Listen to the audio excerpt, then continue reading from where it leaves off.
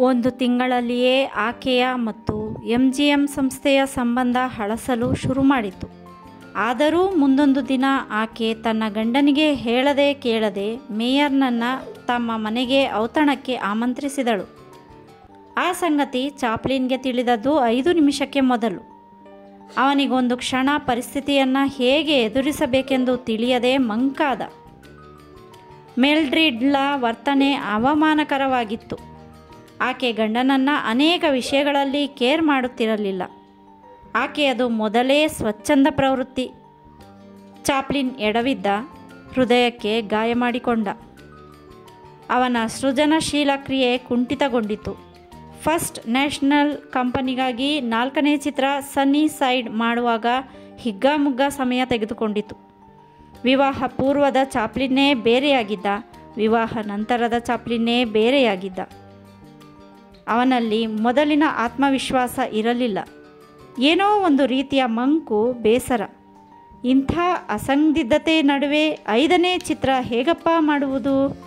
ಎಷ್ಟು ಯೋಚಿಸಿದರೂ 5ನೇ ಚಿತ್ರಕ್ಕೆ ಕಥಾವಸ್ತು ಹೊಳೆಯುತ್ತಿಲ್ಲವಲ್ಲ? ಅವನು ಯೋಚಿಸಿಯೇ ಯೋಚಿಸಿದ. ಆ ದಿನದ ಎಲ್ಲ ಪತ್ರಿಕೆಗಳಲ್ಲೂ ತನ್ನ ಮದುವೆಯ ಸುದ್ದಿಯೇ ಸುದ್ದಿ. ಇಲ್ಲದ ಕತೆ ಕಟ್ಟಿ ಇದೊಂದು ಅದ್ಭುತ ಘಟನೆ ಎಂಬಂತೆ ಚಿತ್ರಿಸಿರುವುದು, ವರದಿ ಮಾಡಿರುವುದನ್ನು ಓದಿ ಅವನಿಗಾದ ಬೇಸರ ಅಷ್ಟಿಷ್ಟಲ್ಲ. ಏನೋ ಒಂಥರ ಅಳುಕು. ತಾನು ಯಶಸ್ವಿ ದಾಂಪತ್ಯ ಜೀವನ ನಡೆಸುವೆನೋ ಇಲ್ಲವೋ ಎಂಬ ಸಂದೇಹ. ಆ ತರುಣಿಯೊಂದಿಗೆ ತಾನು ವಿಹರಿಸಿದ ಮೋಜಿನ ಕ್ಷಣಗಳು ಯಾರೊಬ್ಬರಿಗೂ ಗೊತ್ತಿಲ್ಲ. ಪ್ರಾಯಶಃ ಆಪ್ತ ಸಹಾಯಕ ಹ್ಯಾರಿಂಗ್ಟನ್ಗೂ ಗೊತ್ತಿಲ್ಲ. ಪರಿಚಯದೊಡನೆ ಆಕೆ ಎಷ್ಟೊಂದು ಅದ್ಭುತವಾಗಿ ಸ್ಪಂದಿಸಿದಳು. ಸ್ಪರ್ಶದ ಮೂಲಕ ಸುಪ್ತ ಬಯಕೆಗಳನ್ನು ಉದ್ದೇಪಿಸಿದಳು. ಜ್ವಾಲಾಮುಖಿಗೆ ಅನುವು ಮಾಡಿಕೊಟ್ಟಳು. ಹೆಟ್ಟಿಯಲ್ಲಿ ತಾನು ಕಾಣಬಯಸಿದ್ದ ಪ್ರತಿಯೊಂದನ್ನು ತಾನು ಪ್ರಕಟಿಸಿದಳು. ಸೊಂಟಕ್ಕೆ ಕೈ ಹಾಕಿ ನಿಸ್ಸಂಕೋಚವಾಗಿ ನರ್ತಿಸಿದಳು. ತನ್ನ ದೇಹವೆಂಬ ದೋಣಿಯಲ್ಲಿ ಮನಸ್ವೇಚ್ಛೆ ವಿಹರಿಸಿದಳು. ಮರೆಮಾಚಿದ್ದ ಪ್ರತಿಯೊಂದನ್ನು ಬಿಚ್ಚಿದಳು. ಅಷ್ಟೈಶ್ವರ್ಯವನ್ನು ವಿರಾಟ್ ರೂಪದಲ್ಲಿ ಪ್ರದರ್ಶಿಸಿದಳು. ವಾಲ್ಮೀಕವನ್ನು ಭೋಗದ ಬಂಗಲೆಯನ್ನಾಗಿ ಪರಿವರ್ತಿಸಿದಳು. ಮುಂದೊಂದು ದಿನ ಕಿವಿ ಕಚ್ಚಿ ಪಿಸುಗುಟ್ಟಿದಳು. ತನ್ನ ಪರಿಪಕ್ವ ಗರ್ಭದಲ್ಲಿ ನಿನ್ನ ಪ್ರತಿರೂಪ ಆಶ್ರಯ ಪಡೆದಿದೆ ಎಂದು. ಆ ಸುದ್ದಿ ಕೇಳಿದೊಡನೆ ಎಷ್ಟೊಂದು ಆಘಾತಗೊಂಡ ತಾನು. ಆದ್ದರಿಂದಲ್ಲವೇ ತಾನು ಇದ್ದಕ್ಕಿದ್ದಂತೆ ಶುಕ್ರವಾರದ ಉದಯವನ್ನು ಮುಹೂರ್ತಕ್ಕೆ ಪಣ ಇಟ್ಟದ್ದು. ಚಾಪ್ಲಿನ್ ಸಹಸ್ರ ಗೊಂದಲಗಳ ಸಿಡಿಮದ್ದಿನ ಪೊಟ್ಟಣವನ್ನು ಎದೆಯೊಳಗೆ ಬಚ್ಚಿಟ್ಟುಕೊಂಡಿದ್ದ. ಆಕೆಯ ಬೇಜವಾಬ್ದಾರಿ ವರ್ತನೆಗಳಿಂದ ಸಿಡಿಮದ್ದಿನ ಒಂದೊಂದು ಕಣವೂ ಮೊಳಕೆಯೊಡೆಯತೊಡಗಿದ್ದವು.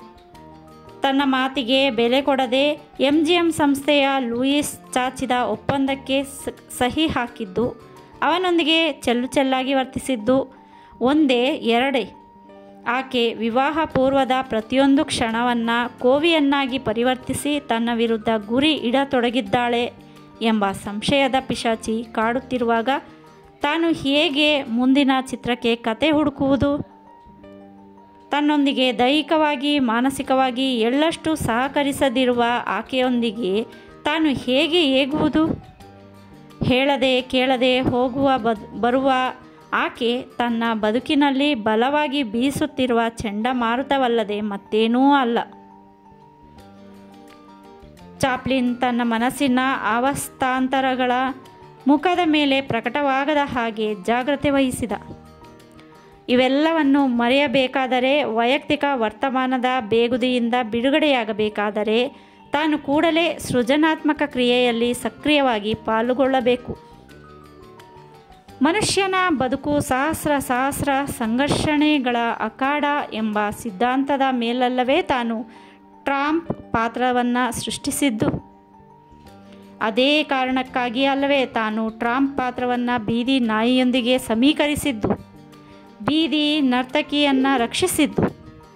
ಈ ಜಗತ್ತಿನ ನಿರ್ಗತಿಕರೆಲ್ಲರ ಬದುಕು ಬೀದಿ ನಾಯಿಯ ಬದುಕಿಗಿಂತ ಬೇರೆಯಲ್ಲ ಎಂದು ತಾನು ಸಾದರಪಡಿಸಲು ಯತ್ನಿಸಿದ್ದು ಎ ಡಾಗ್ಸ್ ಲೈಫ್ ಚಿತ್ರದ ಮೂಲಕ. ವಿವಾಹ ಪೂರ್ವದ ಚಾರ್ಲಿ ಈಗ ಮತ್ತಷ್ಟು ಬಲಶಾಲಿಯಾಗುತ್ತಿದ್ದಾನೆ. ವರ್ತಮಾನದ ತನ್ನನ್ನು ಪೂರ್ತಿ ಆವರಿಸುತ್ತಿದ್ದಾನೆ. ವಿವಾಹ ಪೂರ್ವದ ಚಾರ್ಲಿಸ್ ಸ್ಪೆನ್ಸರ್ ಚಾಪ್ಲಿನ್ ವಿವಾಹ ನಂತರದ ಚಾರ್ಲಿ ಚಾಪ್ಲಿನ್ ಆಗಿ ರೂಪುಗೊಳ್ಳುತ್ತಿದ್ದಾನೆ. ನಗಿಸುತ್ತಿದ್ದ ಚಾರ್ಲಿ ಈಗ ಅಳುತ್ತಾನೆ, ಅಳಿಸುತ್ತಾನೆ. ಮನುಷ್ಯನ ಪ್ರತಿಯೊಂದು ನೋವಿಗೂ ಕನ್ನಡಿ ಹಿಡಿಯುತ್ತಾನೆ. ನೆಲಕಚ್ಚಿದ ನಿರ್ಗತಿಕ ಮನುಷ್ಯನ ರೆಟ್ಟೆ ಹಿಡಿದು ಎಬ್ಬಿಸಿ ನಡೆಸುತ್ತಾನೆ, ಊರುಗೋಲಾಗುತ್ತಾನೆ. ವಿಚಿತ್ರವೆಂದರೆ ಚಾಪ್ಲಿನ್ ತನ್ನ ಕಣ್ಣುಗಳನ್ನು ಒರೆಸುತ್ತಾನೆ, ಅರ್ಥ ಕಳೆದುಕೊಂಡಿರುವ ಶಬ್ದಗಳಿಗೆ ಅರ್ಥ ಕಟ್ಟುತ್ತಾನೆ, ದಿಕ್ಕು ತೋರಿಸುತ್ತಾನೆ, ಎಬ್ಬಿಸುತ್ತಾನೆ, ನಡೆಸುತ್ತಾನೆ, ಸಾಂತ್ವನ ಹೇಳುತ್ತಾನೆ, ಬದುಕಿನ ಕಾವ್ಯಕ್ಕೆ ಅಲಂಕಾರ ಛಂದಸ್ಸುಗಳನ್ನು ಮೂಡಿಸಿ ಹೊಸ ವ್ಯಾಖ್ಯಾನ ಬರೆಯುತ್ತಾನೆ. ನನ್ನ ಪ್ರೀತಿಯ Charlie. Acting an art of relaxing. ಹೌದು, ತಾನು ಕಲೆಯ ತಂಪು ಗುಡಿಸಲೊಳಗೆ ವಿಶ್ರಾಂತಿ ಪಡೆಯಬೇಕು. ಕಳೆದು ಹೋಗುತ್ತಿರುವ ಪ್ರತಿಯೊಂದು ಭಾವನೆಯನ್ನು ತಾನಿನ್ನು ನಿರ್ವಿರಾಮವಾಗಿ ಕಲೆಯ ಆಡುಂಬಲದೊಳಗೆ ಹುಡುಕುವ ಪ್ರಯತ್ನ ಮಾಡಬೇಕು. ಚಾಪ್ಲಿನ್ ಗೊಂದಲಗೊಂಡಿದ್ದ, ಹೆಚ್ಚು ಅರ್ಥಪೂರ್ಣವಾಗಿದ್ದ. ಏನು ಹೊಳೆಯದಿದ್ದುದೇ ಯೋಚಿಸಲು ಸಾಧ್ಯವಾಯಿತು ಅವನಿಗೆ. ಅವನು ಕೂತಲ್ಲಿ ಕೂಡ್ರದಾದ, ನಿಂತಲ್ಲಿ ನಿಲ್ಲದಾದ. ಏನೊಂದು ಮಾಡಲು ತೋಚದೆ ಕೆಲ ಸಂಗಡಿಗರೊಡನೆ ಒಂದು ಕಡೆ ಹೋದ. ಅನಾಯಾಚಿತವಾಗಿ ಅಲ್ಲಿದ್ದ ಆರ್ಬೆಮ್ ಥಿಯೇಟರ್ ಪ್ರವೇಶಿಸಿ ಅಲ್ಲಿ ನಡೆಯುತ್ತಿದ್ದ ಡ್ಯಾನ್ಸರಿಗಳನ್ನು ನೋಡತೊಡಗಿದ. ಒಂದು ಹಂತದ ಕಾರ್ಯಕ್ರಮ ಮುಗಿಯುತ್ತಲೇ ತಂದೆಯೊಬ್ಬ ತನ್ನ ಎಳೆ ವಯಸ್ಸಿನ ಮಗನನ್ನು ತಂದು ವೇದಿಕೆ ಮೇಲೆ ಬಿಟ್ಟು ಕೆಳಗೆ ಓಡಿ ಬಂದ. ಆ ಹುಡುಗ ಮೈಚಳಿ ಬಿಟ್ಟು ಅತ್ಯದ್ಭುತವಾಗಿ ನರ್ತಿಸತೊಡಗಿದ. ಪ್ರೇಕ್ಷಕರು ಚಪ್ಪಾಳೆ ತಟ್ಟಿ ಶಿಲ್ಲೆ ಹಾಕಿ ಅಭಿನಂದಿಸಿದರು. ಹುಡುಗ ಮತ್ತೆ ಡ್ಯಾನ್ಸ್ ಮಾಡಿದ. ಅವನ ಡ್ಯಾನ್ಸ್ ಬೇರೆ ಎಲ್ಲ ಡ್ಯಾನ್ಸ್ಗಳಿಗಿಂತ ಭಿನ್ನವಾಗಿತ್ತು. ಅವನ ಲಯದಲ್ಲಿ ವಿಚಿತ್ರ ಆಕರ್ಷಣೆ ಇತ್ತು. ಆ ಬಾಲಕ ಪ್ರೇಕ್ಷಕ ವೃಂದದ ಮೇಲೆ ಮೋಡಿ ಮಾಡಿಬಿಟ್ಟಿದ್ದ. ಪ್ರೇಕ್ಷಕರ ಸಾಲಲ್ಲಿ ಕೂತಿದ್ದ ಚಾಪ್ಲಿನ್ ಆ ಕ್ಷಣದಿಂದ ಆತ ಆ ಬಾಲಕನ ಕಟ್ಟಾಭಿಮಾನಿಯಾಗಿ ಬಿಟ್ಟ. ನಂತರ ಕೆಲ ಸಮಯದಲ್ಲಿ ಅವನನ್ನು ಮರೆತೂ ಬಿಟ್ಟ. ಒಂದು ವಾರದ ಪರ್ಯಂತರ ಕಥಾವಸ್ತು ಹುಡುಕಾಟದ ಮಂಕು ಮುಂದುವರಿಯಿತು. ತನ್ನ ಸ್ಟಾಕ್ ಕಂಪನಿಯ ಸಹೋದ್ಯೋಗಿಗಳೊಂದಿಗೆ ಚರ್ಚಿಸಿದ. ಅವರ ಪ್ರತಿಕ್ರಿಯೆಯನ್ನು ಜಾಗ್ರತೆಯಿಂದ ಗಮನಿಸುತ್ತಿದ್ದ. ಅವರ ಪ್ರತಿಕ್ರಿಯೆ ನೀರಸವಾಗಿದ್ದರೆ ಮತ್ತೆ ಹೊಸ ಚರ್ಚೆ ಆರಂಭಿಸುತ್ತಿದ್ದ. ಇದ್ದಕ್ಕಿದ್ದಂತೆ ಅವನು ಆರ್ಬೆಮ್ ಥಿಯೇಟರ್ನನ್ನು ಅಲ್ಲಿ ಅದ್ಭುತವಾಗಿ ವಿಚಿತ್ರವಾಗಿ ನರ್ತಿಸಿದ ಬಾಲಕನ ಬಗ್ಗೆ ಮಾತನಾಡಲಾರಂಭಿಸಿದ. ಕೇಳುತ್ತಿದ್ದ ಸ್ಟಾಕ್ ಕಂಪನಿಯ ಸದಸ್ಯರ ಮುಖ ಅರಳಿತು. ತುಟಿಗಳ ನಡುವೆ ಮುಗುಳು ನಗೆ ಕಾಣಿಸಿತು. ಕಣ್ಣುಗಳು ಅಗಲವಾದವು. ಜಾಕಿ ಕೂಗನ್ ಎಂದೊಬ್ಬ ಉದ್ಗರಿಸಿದ. ಅದೆಲ್ಲವನ್ನು ಗಮನಿಸದೇ ಇರಲಿಲ್ಲ ಚಾಪ್ಲಿನ್. ಹೌದು, ಆ ಅದ್ಭುತ ಬಾಲಕನ ಹೆಸರು ಜಾಕಿ ಕೂಗನ್. ಸರ್, ಆ ಹುಡುಗ ರೋಸ್ಕೋ ಅರ್ಬುಕಲ್ ಮಾಡಬೇಕೆಂದಿರೋ ಚಿತ್ರದಲ್ಲಿ ನಟಿಸಲಿ ಆಯ್ಕೆಯಾಗಿದ್ದಾನೆ ಅಂತ ಸುದ್ದಿ. ಇನ್ನೊಬ್ಬ ಆ ದಿನದ ಪತ್ರಿಕೆಯಲ್ಲಿ ತಾನು ಓದಿದ್ದನ್ನು ನೆನಪಿಸಿಕೊಂಡು ಹೇಳಿದ. ಅದನ್ನು ಕೇಳಿ ಚಾಪ್ಲಿನ್ ಕೈ ಹಿಚ್ಕಿಕೊಂಡ. ಅಯ್ಯೋ ದೇವರೇ, ತನಗಿದು ಹೊಳೆಯಲೇ ಇಲ್ಲವಲ್ಲ, ಎಂಥ ತಪ್ಪು ಕೆಲಸ ಮಾಡಿಬಿಟ್ಟೆ ಎಂದು ಮುಂತಾಗಿ ಪೇಚಾಡಿಕೊಂಡ. ಜಾಕಿ ಕೂಗನ್ ಅಸಾಧಾರಣ ಪ್ರತಿಭೆ ಇರುವ ಬಾಲಕ. ಅವನು ಸಿನಿಮಾದಲ್ಲಿ ತನಗೆ ಸರಿಸಾಟಿಯಾಗಿ ನಟಿಸಬಲ್ಲ.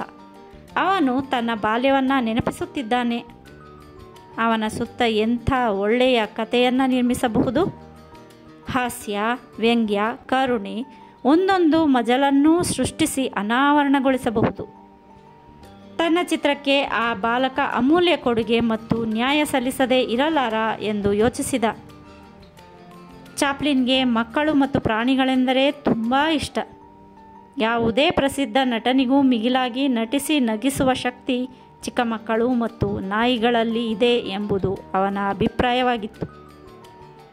ಅದಕ್ಕೆ ಅವನ ಎ ಡಾಗ್ಸ್ ಲೈಫ್ ನಿದರ್ಶನ.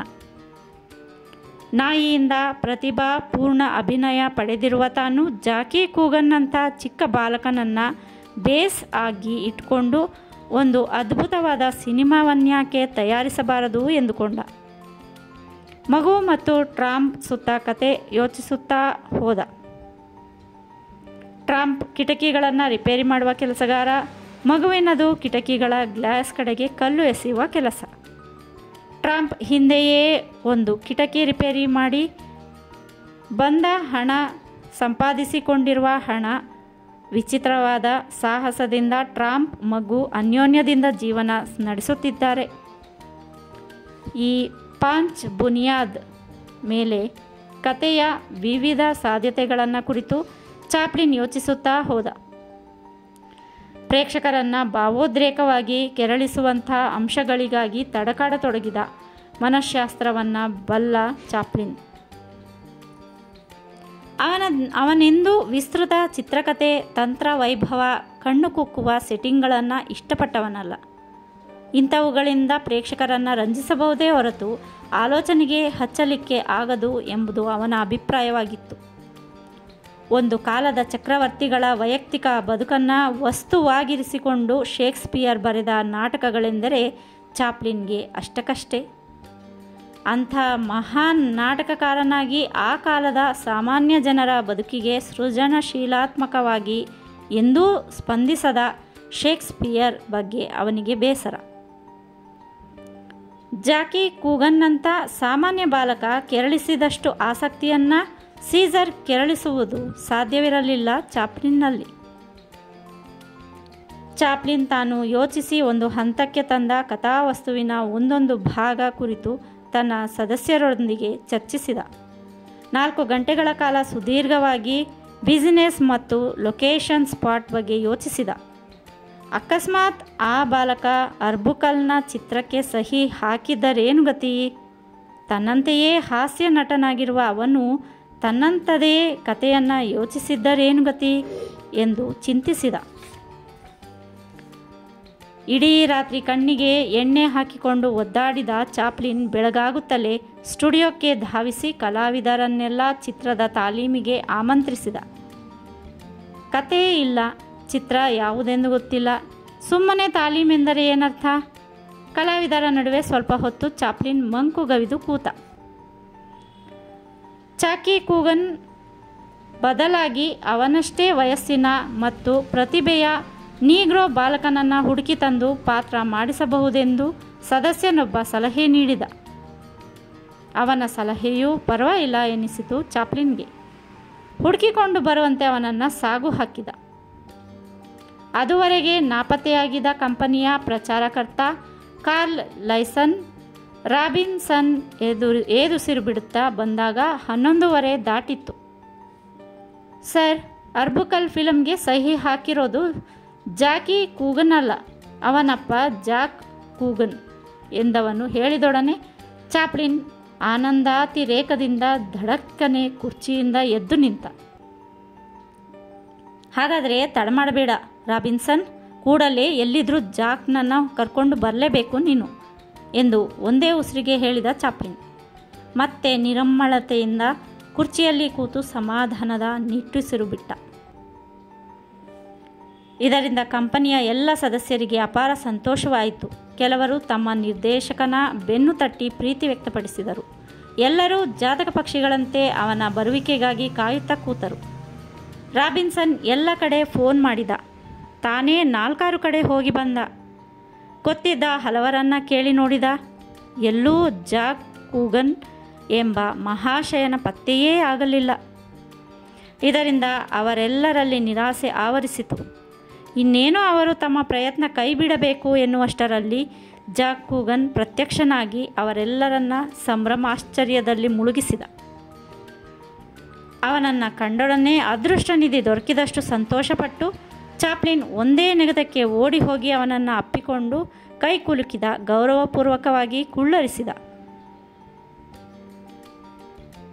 ಜಾಕ್, ನಾನು ನಿನ್ನ ಯಾಕೆ ಕರೆಸಿರಬಹುದು ಅಂತ ನಿನಗೆ ಆಶ್ಚರ್ಯ ಆಗಿರಬಹುದು. ನಾನೊಂದು ಅದ್ಭುತವಾದ ಸಿನಿಮಾ ಮಾಡಬೇಕು ಅಂತ ಇದ್ದೀನಿ.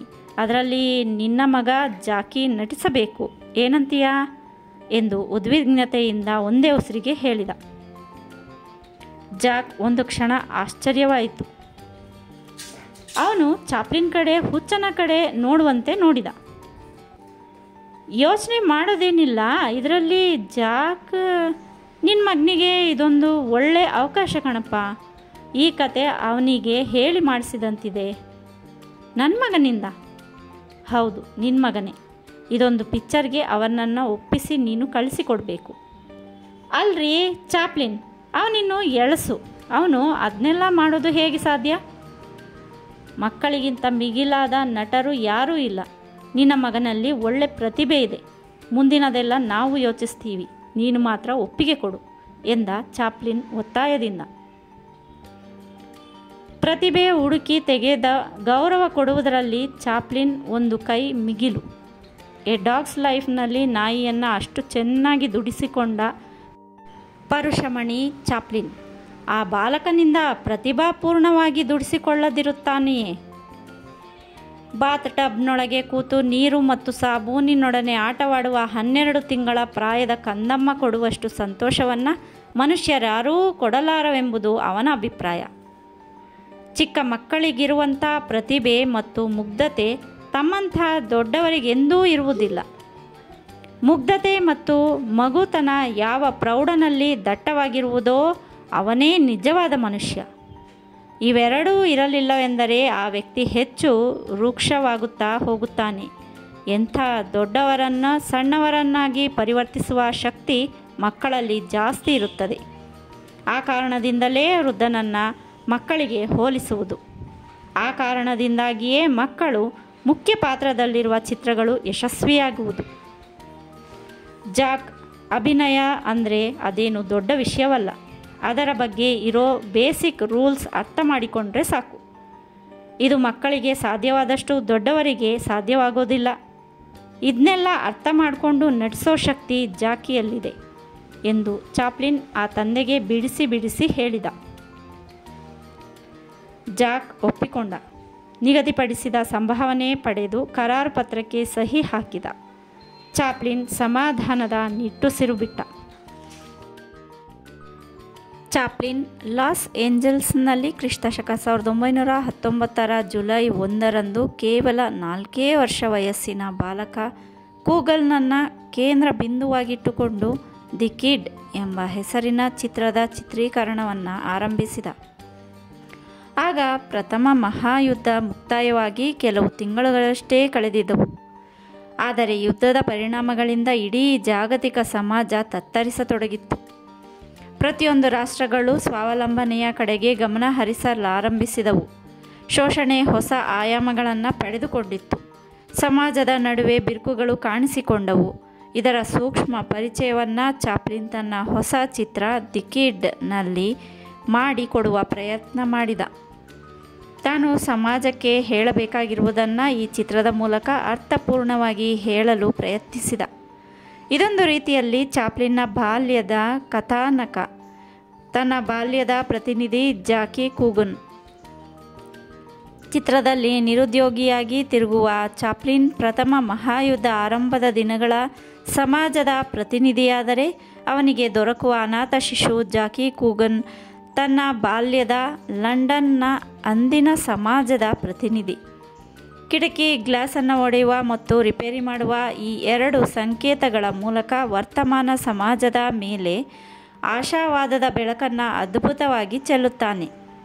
ಇಡೀ ಚಿತ್ರ ಹಾಸ್ಯ, ವ್ಯಂಗ್ಯ, ವಿಷಾದಗಳ ತ್ರಿವೇಣಿ ಸಂಗಮವಾಗುತ್ತದೆ. ಚಾಪ್ಲಿನ್ ಸನ್ನಿಸೈಡ್ವರೆಗೆ ಕಡಿಮೆ ವೆಚ್ಚದಲ್ಲಿ ಲಘು ಹಾಸ್ಯ ಚಿತ್ರಗಳನ್ನು ಮಾಡಿದಂತೆ ಮಾಡುವುದು ಸಾಧ್ಯವಿರಲಿಲ್ಲ. ತಾನೀ ಚಿತ್ರವನ್ನು ಪೂರ್ಣ ಪ್ರಮಾಣದ ಚಿತ್ರಕಥೆಯನ್ನು ಮಾಡಿಟ್ಟುಕೊಂಡಿದ್ದನಷ್ಟೇ. ಅದರ ಪ್ರಕಾರ ಚಾಚೂ ತಪ್ಪದೆ ಅವನು ವಿಧೇಯತೆ ಮತ್ತು ಎಚ್ಚರದಿಂದ ಮುಂದುವರಿಯಬೇಕಿತ್ತು. ಅದಕ್ಕೆ ತಗುಲಲಿರುವ ಹೆಚ್ಚು ವೆಚ್ಚವನ್ನು ಬಾಯಿ ಮುಚ್ಚಿಕೊಂಡು ಭರಿಸಲು ನ್ಯಾಷನಲ್ ಸಂಸ್ಥೆಗೆ ಕೇಳಿಕೊಂಡಿದ್ದ. ಆದರೆ ಆ ಕಂಪನಿ ಹೆದರಿ ಕೈ ಚೆಲ್ಲುತ್ತದೆ. ಆದರೂ ಧೈರ್ಯದಿಂದ ತಾನೇ ಸದರಿ ಚಿತ್ರದ ನಿರ್ಮಾಣಕ್ಕೆ ತೊಡಗುತ್ತಾನೆ. ಜಾಕಿ ಕೂಗನ್ ಎಂಬ ಬಾಲಕನಿಂದ ಪರಿಣಾಮಕಾರಿ ಅಭಿನಯ ಪಡೆಯುವುದು ಕಷ್ಟ ಸಾಧ್ಯದ ಕೆಲಸವೆಂದು ಕೆಲವರು ಗೊಣಗುತ್ತಾರೆ. ಆದರೆ ಚಾಪ್ಲಿನ್ ಅಂಥವರ ಮಾತುಗಳನ್ನು ಕಿವಿಯಿಂದ ಹೊರಗೆ ತೆಗೆದು ಬದಿಗಿಡುತ್ತಾನೆ.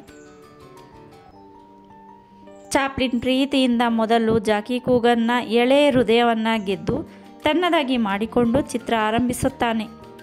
ಬಾಲಕ ಜಾಕಿ ಎಂದಿನಂತೆ ಕಿಟಕಿಯ ಕಡೆ ಕಲ್ಲು ಎಸೆಯಬೇಕೆನ್ನುವಷ್ಟರಲ್ಲಿ ಹಿಂದೆ ಒಂದು ಬಲವಾದ ಕೈ ತನ್ನ ಕೈಯನ್ನು ಗಟ್ಟಿಯಾಗಿ ಹಿಡಿದುಕೊಳ್ಳುತ್ತದೆ. ಜಾಕಿ ಹಿಂತಿರುಗಿ ಗುಂಡಿಯನ್ನು ಪ್ರೀತಿಯಿಂದ ಆಸೆಯಿಂದ ಸವರುತ್ತಾನೆ. ಕ್ರಮೇಣ ತಲೆ ಎತ್ತಿ ನೋಡುತ್ತಾನೆ. ಆತ ಆಕಾಶಕ್ಕೂ ಭೂಮಿಗೂ ಏಕಾಗಿ ನಿಂತಿರುವ ದೈತ್ಯ ಪೊಲೀಸ್. ನಗುವುದೋ ಅಳುವುದೋ ಎಂಬ ಸಂದಿಗ್ಧತೆಯನ್ನು ಬಾಲಕ ಒಂದು ಕ್ಷಣ ಭಾವಪೂರ್ಣವಾಗಿ ಮುಖದ ಮೂಲಕ ಪ್ರಕಟಿಸುತ್ತಾನೆ. ನಂತರ ಕಲ್ಲನ್ನು ಆಟವಾಡುವ ರೀತಿಯಲ್ಲಿ ಬೇರೊಂದು ಕಡೆ ಚಿಮ್ಮಿ ಇದ್ದಕ್ಕಿದ್ದಂತೆ ಅವನು ಪೊಲೀಸನ ಕೈಯಿಂದ ಕೊಸರಿಕೊಂಡು ಜೋರಾಗಿ ಓಡುತ್ತಾನೆ. ಚಿತ್ರದ ಈ ದೃಶ್ಯವನ್ನು ಹೇಗೆ ಅಭಿನಯಿಸಬೇಕೆಂದು ಚಾಪ್ಲಿನ್ ಒಬ್ಬ ಉಪಾಧ್ಯಾಯನಂತೆ, ಒಬ್ಬ ತಾಯಿಯಂತೆ, ಒಬ್ಬ ಅಣ್ಣನಂತೆ, ಒಬ್ಬ ಅದೇ ವಾರಿಗೆಯ ಗೆಳೆಯನಂತೆ ಬಾಲಕ ಜಾಕಿಗೆ ವಿವರಿಸಿದ. ಹಾಗೆಯೇ ಆ ದೃಶ್ಯವನ್ನು ಚಿತ್ರೀಕರಿಸುವ ಕ್ಯಾಮರಾ ಮತ್ತಿತರ ಯಂತ್ರ ಪರಿಕರಗಳ ಬಗೆಗೂ ಸಹ ಗಮನ ಹರಿಸಿದ. ಆ ಬಾಲಕ ಆ ದೃಶ್ಯದಲ್ಲಿ ಅಮೋಘವಾಗಿ ಚಾಪ್ಲಿನ್ಗೆ ಸರಿಸಾಟಿಯಾಗಿ ಅಭಿನಯಿಸಿದ. ಇದರಿಂದ ಚಾಪ್ಲಿನ್ಗೂ ಸಂತೋಷವಾಯಿತು. ಅದೇ ರೀತಿ ಅಷ್ಟೇ ಸುಲಭವಾಗಿ ಪ್ರತಿಯೊಂದು ದೃಶ್ಯವನ್ನು ಚಿತ್ರೀಕರಿಸಲಾಗಲಿಲ್ಲ. ಇನ್ನೊಂದು ದೃಶ್ಯದಲ್ಲಿ ಚಾರ್ಲಿಯ ಜೊತೆಗಿದ್ದ ಬಾಲಕ ಜಾಕಿಯನ್ನು ಹಿಡಿದೊಯ್ದು ಅನಾಥಾಲಯಕ್ಕೆ ಸೇರಿಸಲೆಂದು ಇಬ್ಬರು ಅಧಿಕಾರಿಗಳು ಬರುತ್ತಾರೆ. ಆಗ ಅವನು ಅವರ ಜೊತೆಗೆ ಹೊರಡಲು ನಿರಾಕರಿಸಿ ಗಟ್ಟಿಯಾಗಿ ಅಳಬೇಕು. ಈ ದೃಶ್ಯವನ್ನು ಮನೋಜ್ಞವಾಗಿ ಜಾಕಿಗೆ ಹೊರಡಲು ನಿರಾಕರಿಸಿ ಗಟ್ಟಿಯಾಗಿ ಅಳುವಂತೆ ಸೂಚಿಸುತ್ತಾನೆ. ಆದರೆ ಖುಷಿಯ ಲಹರಿಯಲ್ಲಿದ್ದ ಜಾಕಿ ಅಳಲು ನಿರಾಕರಿಸುತ್ತಾನೆ. ಚಾಪ್ಲಿನ್ ಎಷ್ಟು ಪ್ರಯತ್ನಿಸಿದರೂ ಅವನನ್ನು ಅಳಿಸುವುದು ಸಾಧ್ಯವಾಗುವುದಿಲ್ಲ. ಚಾಪ್ಲಿನ್ ತಲೆಗೆ ಕೈ ಹಚ್ಚಿ ಕೂತುಕೊಂಡ. ಅದೇ ಸಮಯದಲ್ಲಿ ಆ ಬಾಲಕನ ತಂದೆ ಜಾಕ್ ಕೂಡ ಚಿತ್ರೀಕರಣ ತಂಡದೊಂದಿಗೆ ಇದ್ದ. ಅವನು ಅರ್ಬುಕಲ್ನೊಂದಿಗೆ ಮಾಡಿಕೊಂಡಿದ್ದ ಒಪ್ಪಂದ ಯಾವುದೋ ಕಾರಣದಿಂದ ಅನೂರ್ಜಿತಗೊಂಡಿತ್ತು. ತಾನೂ ಒಂದು ಚಿಕ್ಕ ಪಾತ್ರ ಮಾಡಲು ಬಯಸಿ ತಂಡದೊಂದಿಗೆ ಇದ್ದ. ಚಾಪ್ಲಿನ್ ಅವನಿಗೆ ಎದುರಾಗಿರುವ ಸಮಸ್ಯೆ ವಿವರಿಸಿದ. ಓ, ಅದಕ್ಕೆ ಯಾಕೆ ಎಷ್ಟು ಚಿಂತೆ ಮಾಡ್ತೀರಾ, ಬಿಡಿ ಎಂದು ಧೈರ್ಯ ಹೇಳಿದ. ಹೊಡೆಯೋದಾಗಲಿ ಬಡಿಯೋದಾಗಲಿ ಮಾಡಿಯ ಜೋಕೆ ಎಂದು ಚಾಪ್ಲಿನ್ ಎಚ್ಚರಿಸಿದ. ಇಷ್ಟು ಸಣ್ಣ ವಿಷಯಕ್ಕೆ ಯಾಕೆ ಹೊಡಿಲಿ, ನೋಡ್ತೀರಿ, ಒಂದೇ ನಿಮಿಷದಲ್ಲಿ ನೀವು ಹೇಳ್ದಂಗೆ ಕೇಳೋ ಹಾಗೆ ಮಾಡಿ ಕರ್ಕೊಂಡು ಬರ್ತೀನಿ ಎಂದು ಅವನು ತನ್ನ ಮಗನನ್ನು ಪಕ್ಕದಲ್ಲಿದ್ದ ಡ್ರೆಸ್ಸಿಂಗ್ ರೂಮ್ಗೆ ಕರೆದೊಯ್ದ. ಕೆಲವೇ ನಿಮಿಷಗಳಲ್ಲಿ ಹೋ ಎಂದು ಅಳುತ್ತಿದ್ದ ಜಾಕಿಯೊಡನೆ ಅವನು ಬಂದದ್ದು ಕಂಡು ಚಾಪ್ಲಿನ್ ಆಶ್ಚರ್ಯಚಕಿತಗೊಂಡ. ಇನ್ನು ಇವನು ನೀವು ಹೇಳ್ದಂಗೆ ಕೇಳ್ತಾನೆ ಎಂದ ಜಾಕ್.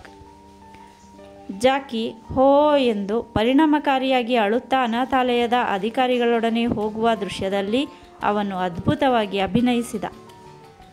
ಚಾಪ್ಲಿನ್ಗೆ ಇದರಿಂದ ತುಂಬ ಸಂತೋಷವಾಯಿತು. ಅವನು ಜಾಕಿಯನ್ನು ಅಪ್ಪಿಕೊಂಡು ಮುದ್ದು ಕೊಟ್ಟ.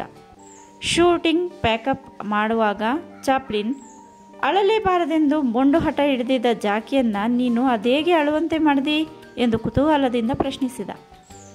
Very simple sir. ನೀನೇನಾದರೂ ಅವರು ಹೇಳ್ದಂಗೆ ಕೇಳಲಿಲ್ಲ ಅಂದರೆ ಮತ್ತೆ ವರ್ಕ್ ಹೌಸ್ಗೆ ಒಂದು ಪ್ರದೇಶದಲ್ಲಿ ನಿರ್ಗತಿಕರಿಗಾಗಿ ಏರ್ಪಡಿಸಿರುವ ಸಂಸ್ಥೆ ಅನಾಥಾಲಯ ಕಳಿಸ್ತೀನಿ ಅಂತ ಹೆದರಿಸಿದೆ ಅಷ್ಟೇ. ಅವನು ಹೇಳಿದ್ದು ಕೇಳಿ ಚಾಪ್ಲಿನ್ ಒಂದು ಕ್ಷಣ ಅಲ್ಲಾಡಿ ಹೋದ. ಕಣ್ಣುಗಳಲ್ಲಿ ನೀರು ತುಂಬಿಕೊಂಡವು. ಜಾಕಿಯನ್ನು ಬರಸೆಳೆದು ಅಪ್ಪಿಕೊಂಡ. ಅದಕ್ಕೆ ಯಾಕೆ ಇಷ್ಟು ಅತ್ತಿಯೋ ಮಾರಯ್ಯ, ಅವರೇನು ನಿನ್ನ ನಿಜವಾಗ್ಲೂ ವರ್ಕ್ ಹೌಸ್ಗೆ ಸೇರಿಸಲ್ವಲ್ಲ ಎಂದು ಧೈರ್ಯ ಹೇಳಲು ಪ್ರಯತ್ನಿಸಿದ. ಅದು ನನಗೆ ಗೊತ್ತು ಅಂಕಲ್, ನಮ್ಮಪ್ಪ ನನ್ನ ಹೀಗೆ ಎದುರಿಸ್ತಾನೇ ಇರ್ತಾನೆ ಎಂದು ಜಾಕಿ ತನ್ನ ತಂದೆಯತ್ತ ದುರ್ಗುಟ್ಟಿ ನೋಡಿದ. ಚಾಪ್ಲಿನ್ ತಾನೊಬ್ಬನೇ ಕೂತು ದಿ ಕಿಡ್ನ ರಶಸ್ ನೋಡಿ ಜಾಕಿ ಬಗ್ಗೆ ಮತ್ತಷ್ಟು ಅಭಿಮಾನ ತಾಳಿದ. ಎಂಥ ಅದ್ಭುತ! ಆ ವಯಸ್ಸಿನಲ್ಲಿ ತಾನು ಅವನಷ್ಟು ಪ್ರತಿಭಾವಂತನಾಗಿರಲಿಲ್ಲ ಎಂದು ತನ್ನಷ್ಟಕ್ಕೆ ತಾನೇ ಅಂದುಕೊಂಡ ಚಾಪ್ಲಿನ್. ಅವನು ಕಿಡ್ನ ಸಂಕಲನ ಕಾರ್ಯದಲ್ಲಿ ತೊಡಗಿದ್ದಾಗ ಒಬ್ಬ ಹುಡುಗ ತನ್ನನ್ನು ಭೇಟಿಯಾಗಲಿಕ್ಕೆಂದೇ ಬಂದ. 7 ವರ್ಷದ ಅವನು ತನ್ನ ಹೆಸರು ಸ್ಯಾಮ್ಯುಯಲ್ ರೆಶೋವಸ್ಕಿ ಎಂದು ಪರಿಚಯ ಮಾಡಿಕೊಂಡ. ಓ, ವರ್ಲ್ಡ್ ಚೆಸ್ ಚಾಂಪಿಯನ್ ಎಂದು ಉದ್ಗರಿಸಿದ ಚಾಪ್ಲಿನ್. ಹೌದು, ಆ ಬಾಲಕ ಆ ವಯಸ್ಸಿಗೆ ಚೆಸ್ನ ವರ್ಲ್ಡ್ ಚಾಂಪಿಯನ್ ಆಗಿದ್ದ. ಆತ ಅಥ್ಲೆಟಿಕ್ ಕ್ಲಬ್ನಲ್ಲಿ ನಡೆಯಲಿದ್ದ ಚೆಸ್ನ ಪ್ರದರ್ಶನ ಪಂದ್ಯದಲ್ಲಿ ಭಾಗವಹಿಸಲೆಂದೇ ಬಂದಿದ್ದ. ಅವನು ಏಕಕಾಲಕ್ಕೆ 20 ಮಂದಿ ಎದುರಾಳಿಗಳೊಡನೆ ಆಡುವಂಥ ಪ್ರತಿಭಾ ಸಂಪನ್ನನಾಗಿದ್ದ. ನಡೆಯಲಿರುವ ಪಂದ್ಯದ 20 ಮಂದಿ ಆಟಗಾರರ ಪೈಕಿ ಕ್ಯಾಲಿಫೋರ್ನಿಯಾದ ಚೆಸ್ ಚಾಂಪಿಯನ್ ಡಾ ಗ್ರಿಫಿತ್ ಭಾಗವಹಿಸಲಿದ್ದುದು ಒಂದು ವಿಶೇಷ. ಅಂಥ ಪ್ರತಿಭಾವಂತ ಬಾಲಕ ತನ್ನನ್ನು ಹುಡುಕಿಕೊಂಡು ಬಂದುದರಿಂದ ಚಾಪ್ಲಿನ್ಗೆ ನಿಜಕ್ಕೂ ಸಂತೋಷವಾಯಿತು. ತಾನು ಫಿಲಂನ ತುಂಡುಗಳನ್ನು ಜಾಗ್ರತೆಯಿಂದ ಪರಿಶೀಲಿಸುತ್ತಿದ್ದಾಗ ಬೊಗಸೆಗಂಗಳ ಪುಟ್ಟ ಮುಖದ ಆ ಬಾಲಕ ಕುತೂಹಲದಿಂದ ನೋಡುತ್ತಿದ್ದ. ಕೆಲವು ಕ್ಷಣಗಳ ನಂತರ ಚಾಪ್ಲಿನ್ ಅವನ ಕಡೆ ಗಮನ ಹರಿಸಿದ. ನಿಂಗೆ ಪೀಚ್ ಹಣ್ಣುಗಳಂದರೆ ಇಷ್ಟನಾ ಎಂದು ಕೇಳಿದ. ಓಹೋ, ತುಂಬ ಇಷ್ಟ. ಹಾಗಿದ್ರೆ ನಮ್ಮ ತೋಟದಲ್ಲಿ ಪೀಚ್ ಮರ ಸಾಕಷ್ಟಿವೆ, ನೀನು ಹೆಕ್ಕಿಕೊಂಡು ಬರ್ತೀಯಾ? ಓಹೋ, ನನಗೂ ಹಣ್ಣು ತರೋದು ಮರಿಬೇಡ ಎಂದ ಚಾಪ್ಲಿನ್ ಕಾಲ್ನನ್ನು ಕರೆದು ಸ್ಯಾಮ್ಯುಯಲ್ನನ್ನು ತೋಟಕ್ಕೆ ಕರೆದೊಯ್ಯುವಂತೆ ಸೂಚಿಸಿದ. ಕೆಲವೇ ನಿಮಿಷಗಳಲ್ಲಿ ಅವನು 10 ಹಣ್ಣುಗಳೊಂದಿಗೆ ಪ್ರತ್ಯಕ್ಷನಾದ. ತಾನೂ ತಿಂದ, ಚಾಪ್ಲಿನ್ಗೂ ಕೊಟ್ಟ. ಸ್ಯಾಮ್ಯುಯಲ್ ಅವರಿಬ್ಬರೂ ಆ ಕ್ಷಣದಿಂದ ಗೆಳೆಯರಾದರು. ಚಾಪ್ಲಿನ್, ನಿಮಗೆ ಚೆಸ್ ಆಡಲಿಕ್ಕೆ ಬರ್ತದಾ ಎಂದು ಕೇಳಿದ. ಬರಲ್ವಲ್ಲಪ್ಪ, ಹಾಗಾದರೆ ನಾನು ಕಲಿಸಿಕೊಡ್ತೀನಿ ಎಂದು ಹುರುಪಿನಿಂದ ಹೇಳಿದ. ಚಾಪ್ಲಿನ್ ಮುಗುಳ್ನಕ್ಕ. ಚಾಪ್ಲಿನ್, ನಾನು ಆಡೋ ಪಂದ್ಯಕ್ಕೆ ನೀವು ತಪ್ಪದೇ ಬರಬೇಕು, ತಪ್ಪಿಸಬಾರದು. ನೋಡಿರಿ, ನಾನು ಏಕಕಾಲಕ್ಕೆ 20 ಮಂದಿಯನ್ನು ಆಟಗಾರರ ಜೊತೆ ಆಡೋದನ್ನು ನೀವು ನೋಡಿದರೆ ನಿಜವಾಗ್ಲೂ ಸಂತೋಷ ಪಡ್ತೀರಿ ಎಂದು ಆಮಂತ್ರಿಸಿದ. ಆಟ ಮುಗಿದ ನಂತರ ನೀನು ನನ್ನ ಜೊತೆ ಊಟ ಮಾಡೋದಾದರೆ ಮಾತ್ರ ಬರ್ತೀನಿ ಎಂದ ಚಾಪ್ಲಿನ್. ಅದು ನನ್ನ ಅದೃಷ್ಟ. ಚಾಪ್ಲಿನ್ ಚೆಸ್ ಪಂದ್ಯ ನಡೆಯುವಲ್ಲಿಗೆ ಹೋದ. ಸಾವಿರಾರು ಮಂದಿ ಸಮಕ್ಷಮದಲ್ಲಿ ಆ ಹುಡುಗ 20 ಮಂದಿ ಎದುರಾಳಿಗಳೊಡನೆ ಅದ್ಭುತವಾಗಿ ಆಡಿದ. ಡಾಕ್ಟರ್ ಗ್ರಿಫಿತ್ ಸೋತು ಶಾಬಾಷ್ ಎಂದ. ಜಾಕಿ ಸ್ಯಾಮ್ಯುಯಲ್ನಂಥ ಪ್ರತಿಭಾವಂತ ಮಕ್ಕಳಿಗೆ ತಂದೆಯಾಗುವುದೇ ಅದೃಷ್ಟದ ವಿಷಯ. ಮಿಲ್ಡ್ರೆಡ್ಳ ಗರ್ಭದಲ್ಲಿ ತನ್ನ ಮಗು ಬೆಳೆಯುತ್ತಿದೆ. ಒಂದು ಕ್ಷಣ ರೋಮಾಂಚನಗೊಂಡ. ಹೆಂಡತಿ ಬಗ್ಗೆ ಅಭಿಮಾನ ತಾಳಿದ. ಆಕೆಯ ಲೋಪದೋಷಗಳೆಲ್ಲ ಪೂರ್ಣನೆ ಹಾರಿಹೋದವು. ಹೌದು, ಚಾಪ್ಲಿನ್ ತನ್ನ ಹೆಂಡತಿಯೊಡನೆ ಹೊಂದಿಕೊಂಡು ಹೋಗಲು ಪ್ರಯತ್ನಿಸುತ್ತಿದ್ದ.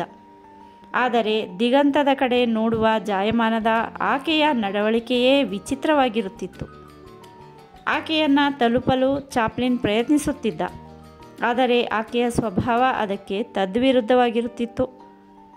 ಅವರು ಮದುವೆಯಾದ 1 ವರ್ಷದೊಳಗೆ ಒಂದು ಮಗು ಜನಿಸಿತು. ಚಾಪ್ಲಿನ್ ಹಿರಿಹಿರಿಗ್ಗಿದ. ಆದರೆ ಅವನ ಸಂತೋಷ ಅಲ್ಪಾಯುಷಿಯಾಗಿತ್ತು. ಹುಟ್ಟಿದ ಮಗು 3ನೇ ದಿನಕ್ಕೆ ಸತ್ತು ಹೋಯಿತು. ಆ ಕ್ಷಣದಿಂದ ದಾಂಪತ್ಯದಲ್ಲಿ ವಿರಸ ಹೆಚ್ಚುತ್ತಾ ಹೋಯಿತು. ಅವನೊಂದು ತೀರ, ಆಕೆಯೊಂದು ತೀರ. ಆದರೆ ಅವರಿಬ್ಬರು ಒಂದೇ ಮನೆಯಲ್ಲಿ ವಾಸಿಸುತ್ತಿದ್ದರು. ಆಕೆ ತನಗೆ ಏನೊಂದೂ ಹೇಳದೆ ವಾರಗಟ್ಟಲೆ ಮನೆ ಬಿಟ್ಟು ಹೋಗುತ್ತಿದ್ದಳು. ಅವನು ತಾನೊಬ್ಬನೇ ಬಡಿಸಿಕೊಂಡು ಊಟ ಮಾಡುತ್ತಿದ್ದ. ಅಕಸ್ಮಾತ್ ಬಾಗಿಲಲ್ಲಿ ಎದುರಾದಾಗ ಆಕೆ ಏನಾದರೊಂದು ನೆಪ ಹೇಳಿ ಹೋಗುತ್ತಿದ್ದಳು. ಅವನು ತನ್ನ ಸ್ಟುಡಿಯೋದಲ್ಲಿ ಒಂಟಿಯಾಗಿ ಕೂತು ದಿ ಕಿಡ್ ಸಂಕಲನ ಕಾರ್ಯದಲ್ಲಿ ಮಗ್ನನಾಗಿ ದಾಂಪತ್ಯದ ಬೇಸರವನ್ನು ನೀಗಿಕೊಳ್ಳುತ್ತಿದ್ದ.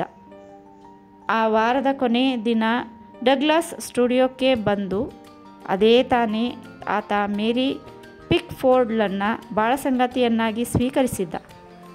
ತಮ್ಮ ದಾಂಪತ್ಯದಲ್ಲಿ ತಲೆದೋರಿದ್ದ ವಿರಸದ ಬಗ್ಗೆ ಸೂಚ್ಯವಾಗಿ ಪ್ರಸ್ತಾಪಿಸಿದ. ಅದು ಹೇಗೆ ಅವನಿಗೆ ತಿಳಿಯುತ್ತೋ ಗೊತ್ತಿಲ್ಲ. ಸಂಸಾರದ ಗುಟ್ಟು ರಟ್ಟಾಗದಂತೆ ತುಂಬ ಎಚ್ಚರವಹಿಸಿದ್ದ ಚಾಪ್ಲಿನ್ಗೆ ತನ್ನ ಗೆಳೆಯನ ಮಾತಿನಿಂದ ಬೇಸರವೂ ದುಃಖವೂ ಆಯಿತು. ತಾನೂ ಅಷ್ಟೇ ಜಾಗ್ರತೆಯಿಂದ ಇರುವುದಾಗಿ ಮಿಲ್ಡ್ರೆಡ್ ತಳ್ಳಿ ಹಾಕುತ್ತಿದ್ದಳು. ಪರಿಸ್ಥಿತಿ ಹೀಗೆ ಮುಂದುವರಿದರೆ ಜೊತೆಯಾಗಿ ವಾಸಿಸುವ ಕಷ್ಟವನ್ನು ಅವನು ಆಕೆಯ ಎದುರು ಪ್ರಸ್ತಾಪಿಸಿದ. ಅದಕ್ಕೆ ನೀನೇನು ಮಾಡಬೇಕೆಂದಿರುವಿ ಎಂದು ಆಕೆ ಮಂಜುಗಡ್ಡೆಯಿಂದ ಹೊಡೆದಂತೆ ಕೇಳಿದಳು.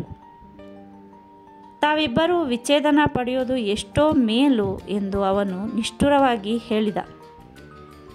ತನ್ನ ಮಾತಿನಿಂದ ಆಕೆಯಲ್ಲಿ ಮನ ಪರಿವರ್ತನೆಯಾಗಬಹುದೆಂದು ನಿರೀಕ್ಷಿಸಿದ. ಆದರೆ ಆಕೆ ಅದಕ್ಕೆ ಪ್ರತಿಯಾಗಿ ಕೇವಲ ಮೌನ ವಹಿಸಿದಳು. ಅವನೇ ಮುಂದುವರಿದು ಹೇಳಿದ, ನೋಡು ಮಿಲ್ಡ್ರೆಡ್, ನಾನು ಹೀಗೆ ಹೇಳ್ತಿದ್ದೀನಂತ ಬೇಸರ ಮಾಡ್ಕೋಬೇಡ. ದಂಪತಿಗಳಾಗಿದ್ದು ಅಪರಿಚಿತರಂತೆ ಒಂದೇ ಮನೆಯಲ್ಲಿ ವಾಸ ಮಾಡೋದು ಎಷ್ಟು ಸರಿ ಅಂತ ನೀನೇ ಹೇಳು. ಅದಕ್ಕೆ ನಾನು ಹೇಳಿದ್ದು ವಿಚ್ಛೇದನ ಪಡ್ಕೊಂಡು ಸುಖವಾಗಿರು ಅಂತ. ನೀನಿನ್ನು ವಯಸ್ಸಿನಲ್ಲಿ ಚಿಕ್ಕವಳು. ನಿನಗೆ ನಿನ್ನದೇ ಆದಂಥ ಪ್ರಪಂಚವಿದೆ, ಕನಸುಗಳಿವೆ. ನಾವು ಬೇರೆ ಬೇರೆ ಆಗೋದ್ರಂದೇ ಇಲ್ಲದ ರಂಪಾಟ ಮಾಡಿಕೊಂಡು ಬೇರೆಯಾಗೋದು ಸರಿಯಲ್ಲ ಎಂಬುದು ನನ್ನ ಭಾವನೆ. ಸ್ನೇಹಿತರಂತೆ ಕೂತು ಚರ್ಚಿಸಿ ಪರಸ್ಪರ ದೂರ ಸರಿಯೋಣ. ನೀನು ನಿನಗೆ ಬೇಕಾದವರೊಬ್ಬರನ್ನು ಲಾಯರನ್ನಾಗಿ ನೇಮಿಸ್ಕೋ. ಅನಂತರ ನನ್ನ ಲಾಯರ್ ಜೊತೆ ಮಾತಾಡು. ನೀನು ನಿನ್ನ ಮನಸ್ಸಿಗೆ ತೋಚಿದಂತೆ ಏರ್ಪಾಡು ಮಾಡಿಕೊಳ್ಳಲು ಯಾವ ಅಭ್ಯಂತರವೂ ಇರುವುದಿಲ್ಲ. ಹಿರಿಯ ಗೆಳೆಯ ಕಿರಿಯ ಗೆಳೆಯನಿಗೆ ಬುದ್ಧಿವಾದ ಹೇಳುವಂತೆ ಸಲಹೆ ನೀಡಿದ. ನನ್ನ ತಾಯಿನ ನೋಡ್ಕೊಳ್ಳೋಕ್ಕೆ ನನಗೆ ಹಣದ ಅಗತ್ಯ ಮಾತ್ರ ಇದೆ. ಆಕೆಯ ಮಾತಿನಲ್ಲಿ ಪಶ್ಚಾತ್ತಾಪ ಇರಲಿಲ್ಲ. ಹಾಗಿದ್ರೆ ಪರಸ್ಪರ ಚರ್ಚಿಸೋಣ. ಚಾಪ್ಲಿನ್ ಸಮಾಧಾನದ ಉಸಿರು ಬಿಟ್ಟ. ಸಂಬಂಧ ಹಣದ ಮೂಲಕ ಕಳಚುವುದಾದರೆ ಇನ್ನೂ ಒಳ್ಳೆಯದು ಎಂದುಕೊಂಡ. ಒಂದು ನಿಮಿಷ ಮೌನದಿಂದಿದ್ದು ಆಕೆ, ಅದರ ಬಗ್ಗೆ ನಾನು ಲಾಯರ್ ಜೊತೆ ಮಾತಾಡಿ ಮುಂದಿನ ನಿರ್ಧಾರಕ್ಕೆ ಬರ್ತೀನಿ ಎಂದಳು. ತುಂಬ ಸಂತೋಷ. ಅದೆಲ್ಲ ಬಗೆಹರಿಯೋವರೆಗೆ ನೀನು ಮನೆಯಲ್ಲಿರಬಹುದು. ಕೆಲಸ ಇದೆ, ನಾನು ಅಥ್ಲೆಟಿಕ್ ಕ್ಲಬ್ಗೆ ಹೋಗ್ತಿದ್ದೀನಿ ಎಂದು ಸಹಜವಾಗಿ ಚಾಪ್ಲಿನ್ ಹೊರಟು ಬಂದ. ತಮ್ಮಿಬ್ಬರ ದಾಂಪತ್ಯ ವಿಚ್ಛೇದನದಲ್ಲಿ ಅಂತ್ಯವಾಗಲು ಅಂಥ ಬಲವಾದ ಕಾರಣಗಳು ಇರಲಿಲ್ಲ. ನ್ಯಾಯಾಲಯ ನಂಬುವಂಥ ಕಾರಣಗಳು ಒದಗಿಸಬೇಕಿತ್ತು. ಇಲ್ಲದಿದ್ದಲ್ಲಿ ವಿಚ್ಛೇದನಕ್ಕೆ ಅಂಗೀಕಾರ ಸಿಗಲು ವಿಳಂಬವಾಗುವುದು. ತನ್ನ ಪತಿ ತನ್ನನ್ನು ಪ್ರತಿದಿನ ಮಾನಸಿಕವಾಗಿ ಹಿಂಸಿಸುತ್ತಿದ್ದ ಎಂಬೊಂದು ಕಾರಣವನ್ನು ನ್ಯಾಯಾಲಯದಲ್ಲಿ ಅಧಿಕೃತವಾಗಿ ಪ್ರಸ್ತಾಪಿಸುವಂತೆ ಚಾಪ್ಲಿನ್ ಮಿಲ್ಡ್ರೆಡ್ಗೆ ನಿಸ್ಸಂಕೋಚದಿಂದ ಸಲಹೆ ನೀಡಿದ. ಈ ಬಗ್ಗೆ ಮಾತುಕತೆ ನಡೆದದ್ದು ಅವರಿಬ್ಬರ ನಡುವೆ ಮಾತ್ರ. ಹ್ಯಾರಿಂಗ್ಟನ್ ಚಾಪ್ಲಿನ್ನ ಸಲಹೆಯಂತೆ ಅವನ ಪ್ರತಿಯೊಂದು ವಸ್ತುವನ್ನು ಅಥ್ಲೆಟಿಕ್ ಕ್ಲಬ್ಗೆ ಸ್ಥಳಾಂತರಿಸಿದ. ಇದನ್ನೇ ಲೋಕ ಅಪಾರ್ಥ ಮಾಡಿಕೊಂಡು ಬಿಟ್ಟಿತು. ತಾನು ಮಿಲ್ಡ್ರೆಡ್ಲಿಗೆ ನೀಡಿದ ಮಾನಸಿಕ ಹಿಂಸೆ ಎಂಬ ಕ್ರಿಯಾ ವಿಶೇಷಣ ತನಗೇ ತಿರುಗು ಮಂತ್ರವಾಗಿ ಬಿಟ್ಟಿತು. ಪತ್ರಿಕೆಗಳು ಚಾಪ್ಲಿನ್ ತನ್ನ ಹೆಂಡತಿಯನ್ನು ಮಾನಸಿಕವಾಗಿ ಹಿಂಸಿಸುತ್ತಿದ್ದನೆಂದೂ ಅದಕ್ಕೆಂದೇ ಆತನ ಪತ್ನಿ ವಿಚ್ಛೇದನ ಮತ್ತು ಪರಿಹಾರ ಕೋರಿ ನ್ಯಾಯಾಲಯದಲ್ಲಿ ಕಟ್ಲೆ ಹೂಡಿರುವಳೆಂದೂ ಮುಖಪುಟದಲ್ಲಿ ವರದಿ ಮಾಡಿದರು. ಮಿಲ್ಡ್ರೆಡ್ ಪತ್ರಿಕಾ ಹೇಳಿಕೆ ನೀಡಿರಬಹುದೆಂದು ಭಾವಿಸಿದ ಚಾಪ್ಲಿನ್ ಈ ಕುರಿತು ಆಕೆ ಎದುರು ಬೇಸರ ವ್ಯಕ್ತಪಡಿಸಿದ. ಆದರೆ ಆಕೆ ನಿರಾಕರಿಸಿದಳು. ತಮ್ಮಿರುವರ ನಡುವೆ ವೈರತ್ವ ಬಿತ್ತುವ ತನ್ಮೂಲಕ ತಮ್ಮ ಪತ್ರಿಕೆಗಳು ಪ್ರಸಾರ ಹೆಚ್ಚಿಸಿಕೊಳ್ಳುವ ಪ್ರಯತ್ನಕ್ಕೆ ನಿಯತಕಾಲಿಕಗಳು ಇಳಿದಿರಬಹುದೆಂದು ಚಾಪ್ಲಿನ್ ಭಾವಿಸಿದ. ಕ್ಯಾಲಿಫೋರ್ನಿಯಾದ ನ್ಯಾಯಾಂಗ ವ್ಯವಸ್ಥೆಯ ಕಮ್ಯುನಿಟಿ ಪ್ರಾಪರ್ಟಿ ಲಾದಲ್ಲಿ ಪ್ರತಿಯೊಂದು ವಿಚ್ಛೇದನ ಬಯಸಿದ ತನ್ನ ಪತ್ನಿಯೋರ್ವಳಿಗೆ ಎಷ್ಟು ಪರಿಹಾರ ಕೊಡಬೇಕೆಂದಿತ್ತೋ ಅದರ 4ರಷ್ಟು ಹಣವನ್ನು ಮಿಲ್ಡ್ರೆಡ್ಲಿಗೆ ನೀಡಿದ ಚಾಪ್ಲಿನ್. ತನ್ನ 2 ವರ್ಷಗಳ ವೈವಾಹಿಕ ಬದುಕು ದುಸ್ವಪ್ನಗಳಿಂದ ಕೂಡಿತ್ತು. ಬೆಳ್ಳಗಿರುವುದೆಲ್ಲ ಹಾಲೆಂದು ತಿಳಿಯುವ ತನ್ನ ಸ್ವಭಾವವನ್ನು ಮಿಲ್ಡ್ರೆಡ್ ದುರುಪಯೋಗ ಮಾಡಿಕೊಂಡಳು. ರಸಕಾವ್ಯವಾಗಬೇಕಿದ್ದ ತನ್ನ ಬದುಕಿನ ಆ ಪುಟಗಳನ್ನು ವಿಷಾದದಿಂದ ತುಂಬಿ ಸುಲಭವಾಗಿ ಮುಗುಚಿಬಿಟ್ಟಳು. ಮದುವೆಯಾಗುವುದರ ಮೂಲಕ ತನ್ನನ್ನು ಬ್ಲ್ಯಾಕ್ಮೇಲ್ ಮಾಡಿದಳು. ಅಂತೂ ದೂರ ಸರಿದಳಲ್ಲ, ಅಷ್ಟೇ ಸಾಕು. ಚಾಪ್ಲಿನ್ ನೆಮ್ಮದಿಯ ಉಸಿರು ಬಿಟ್ಟ. ದಿ ಕಿಡ್ನ ಸಂಕಲನ ಕಾರ್ಯ ಮುಗಿಯಿತು. ಅದು ತನ್ನ ಪ್ರಪ್ರಥಮ 6 ರೀಲುಗಳ ಪೂರ್ಣ ಪ್ರಮಾಣದ ಕಥಾಚಿತ್ರ. ಅದು ಮನ ಕಲಕುವ ಮನುಕುಲದ ಭಾವನೆಗಳ ದಿನಸಿನಂಗಡಿ. ಪ್ರೇಕ್ಷಕರ ದೃಷ್ಟಿಕೋನವನ್ನು ತಿರುಗಿಸುವಂಥ ಚಿತ್ರ.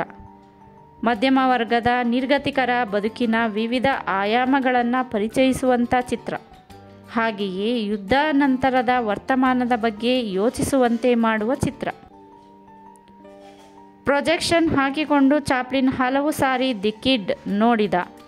ತನ್ನ ಸ್ಟಾರ್ ಕಂಪನಿಯ ಸದಸ್ಯರೆಲ್ಲರೂ ಅತ್ಯುತ್ತಮವಾಗಿ ನಟಿಸಿರುವರೆಂದುಕೊಂಡ.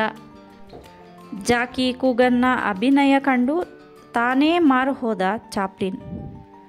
ವರ್ತಮಾನದ ಗೊಂದಲದ ನಡುವೆ ಚಾಪ್ಲಿನ್ ದಿ ಕಿಡ್ನ ಸಂಕಲನ ಕಾರ್ಯ ಮಾಡಿ ಮುಗಿಸಿದ್ದೇ ಒಂದು ದೊಡ್ಡ ಸಾಹಸ. ಅದಕ್ಕಾಗಿ ಅವನು ಸಾಲ್ಟ್ ಲೇಕ್ ಸಿಟಿಯಲ್ಲಿ ಒಂದು ರೂಮನ್ನು ಬಾಡಿಗೆ ಪಡೆದು ಗುಟ್ಟಾಗಿ 4 ಲಕ್ಷ ಅಡಿಗಟ್ಟಲೆ ಶೂಟ್ ಮಾಡಿದ್ದ ಫಿಲಮನ್ನು 6-7 ಸಾವಿರ ಅಡಿಗಿಳಿಸಿದ್ದು ದೊಡ್ಡ ಪವಾಡ. ಸ್ಫೋಟಕ ವಸ್ತುಗಳನ್ನು, ದಹನಶೀಲ ವಸ್ತುಗಳ ಕಠಿಣ ನಿರ್ಬಂಧಗಳಿದ್ದರೂ ಸಹ ಸಂಕಲನ ಕಾರ್ಯಕ್ಕೆ ಅನೇಕ ತಿಂಗಳುಗಳ ಸಮಯವನ್ನು ಅಜ್ಞಾತವಾಸದಲ್ಲಿ ಮಾಡಿ ಮುಗಿಸಿದ್ದ ಚಾಪ್ಲಿನ್ನ ಅಪಾರ ಕಷ್ಟ ಸಹಿಷ್ಣುತೆ ಬಗ್ಗೆ ಫಸ್ಟ್ ನ್ಯಾಷನಲ್ ಕಂಪನಿಗೆ ಎಳ್ಳಷ್ಟು ಗೌರವವಿರಲಿಲ್ಲ. ಅವರು ಅದನ್ನು ಬಿಡುಗಡೆ ಮಾಡುವಾಗ ಇಲ್ಲದ ಮತ್ತು ಸಲ್ಲದ ತಕರಾರು ಎತ್ತಿದರು. 7 ರೀಲುಗಳಿಗೆ ಬಟ್ಟಿ ಇಳಿಸಿದ್ದ ಆ ಚಿತ್ರವನ್ನು 1-2 ರೀಲುಗಳಂತೆ 3-4 ಭಾಗಗಳನ್ನಾಗಿ ವಿಭಜಿಸಿ ಬಿಡುಗಡೆ ಮಾಡುವ ಉದ್ದೇಶ ಅವರದಾಗಿತ್ತು. ಅದಕ್ಕೆ ಪ್ರತಿಫಲದ ರೂಪದಲ್ಲಿ $4 ಲಕ್ಷ ಕೊಡುವ ಹುನ್ನಾರು ನಡೆಸಿದರು. ಚಾಪ್ಲಿನ್ನ ಪ್ರಣವ ಸ್ವರೂಪದಂತಿದ್ದ ಆ ಚಿತ್ರವನ್ನು ತುಂಡು ಮಾಡಿ ಲಘು ಹಾಸ್ಯ ಮಟ್ಟಕ್ಕಿಳಿಸಿ ಬಿಡುಗಡೆ ಮಾಡುವುದೆಂದರೇನು? ಅಪಾರ ಶ್ರಮ ತೆತ್ತು ಅಪಾರ ವೆಚ್ಚ ಮಾಡಿ ನಿರ್ಮಿಸಿರುವ ದಿ ಕಿಡ್ ಅನ್ನು ಕೇವಲ ಕಡಿಮೆ ಮೊತ್ತಕ್ಕೆ ಮಾರುವುದೆಂದರೇನು? ಆಗಲೇ ತಾನು 18 ತಿಂಗಳುಗಳ ಕಾಲ ಪಡಬಾರದ ಕಷ್ಟಪಟ್ಟು ಸುಮಾರು $5 ಲಕ್ಷ ವ್ಯಯಿಸಿ ದಿ ಕಿಡ್ ನಿರ್ಮಿಸಿಯಾಗಿದೆ. ಚಾಪ್ಲಿನ್ ಮತ್ತು ಫಸ್ಟ್ ನ್ಯಾಷನಲ್ ಕಂಪನಿಯ ನಡುವೆ ನಡೆದ ಚರ್ಚೆ ಫಲಕಾರಿಯಾಗಲಿಲ್ಲ. ಅವರು ಕೋರ್ಟಿಗೆ ಹೋಗುವುದಾಗಿ ಬೆದರಿಕೆ ಹಾಕಿದರು. ವಿಚ್ಛೇದಿತ ಪತಿ ಮಿಲ್ಡ್ರೆಡ್ಲ ಮೂಲಕ ದಿ ಕಿಡ್ ಅನ್ನು ಆಕ್ರಮಿಸುವ ಕೆಟ್ಟ ಬ್ಲ್ಯಾಕ್ ಮೇಲ್ ಪ್ರಯತ್ನ ಮಾಡಿದರು. ಅವರ ಯಾವ ಬೆದರಿಕೆಗೂ ಚಾಪ್ಲಿನ್ ಬಗ್ಗಲಿಲ್ಲ. ಏನಕೇನ ಪ್ರಕಾರೇಣ ತಾನೇ ತನ್ನ ಚಿತ್ರವನ್ನು ಬಿಡುಗಡೆ ಮಾಡಲು ನಿಶ್ಚಯ ಮಾಡಿದ.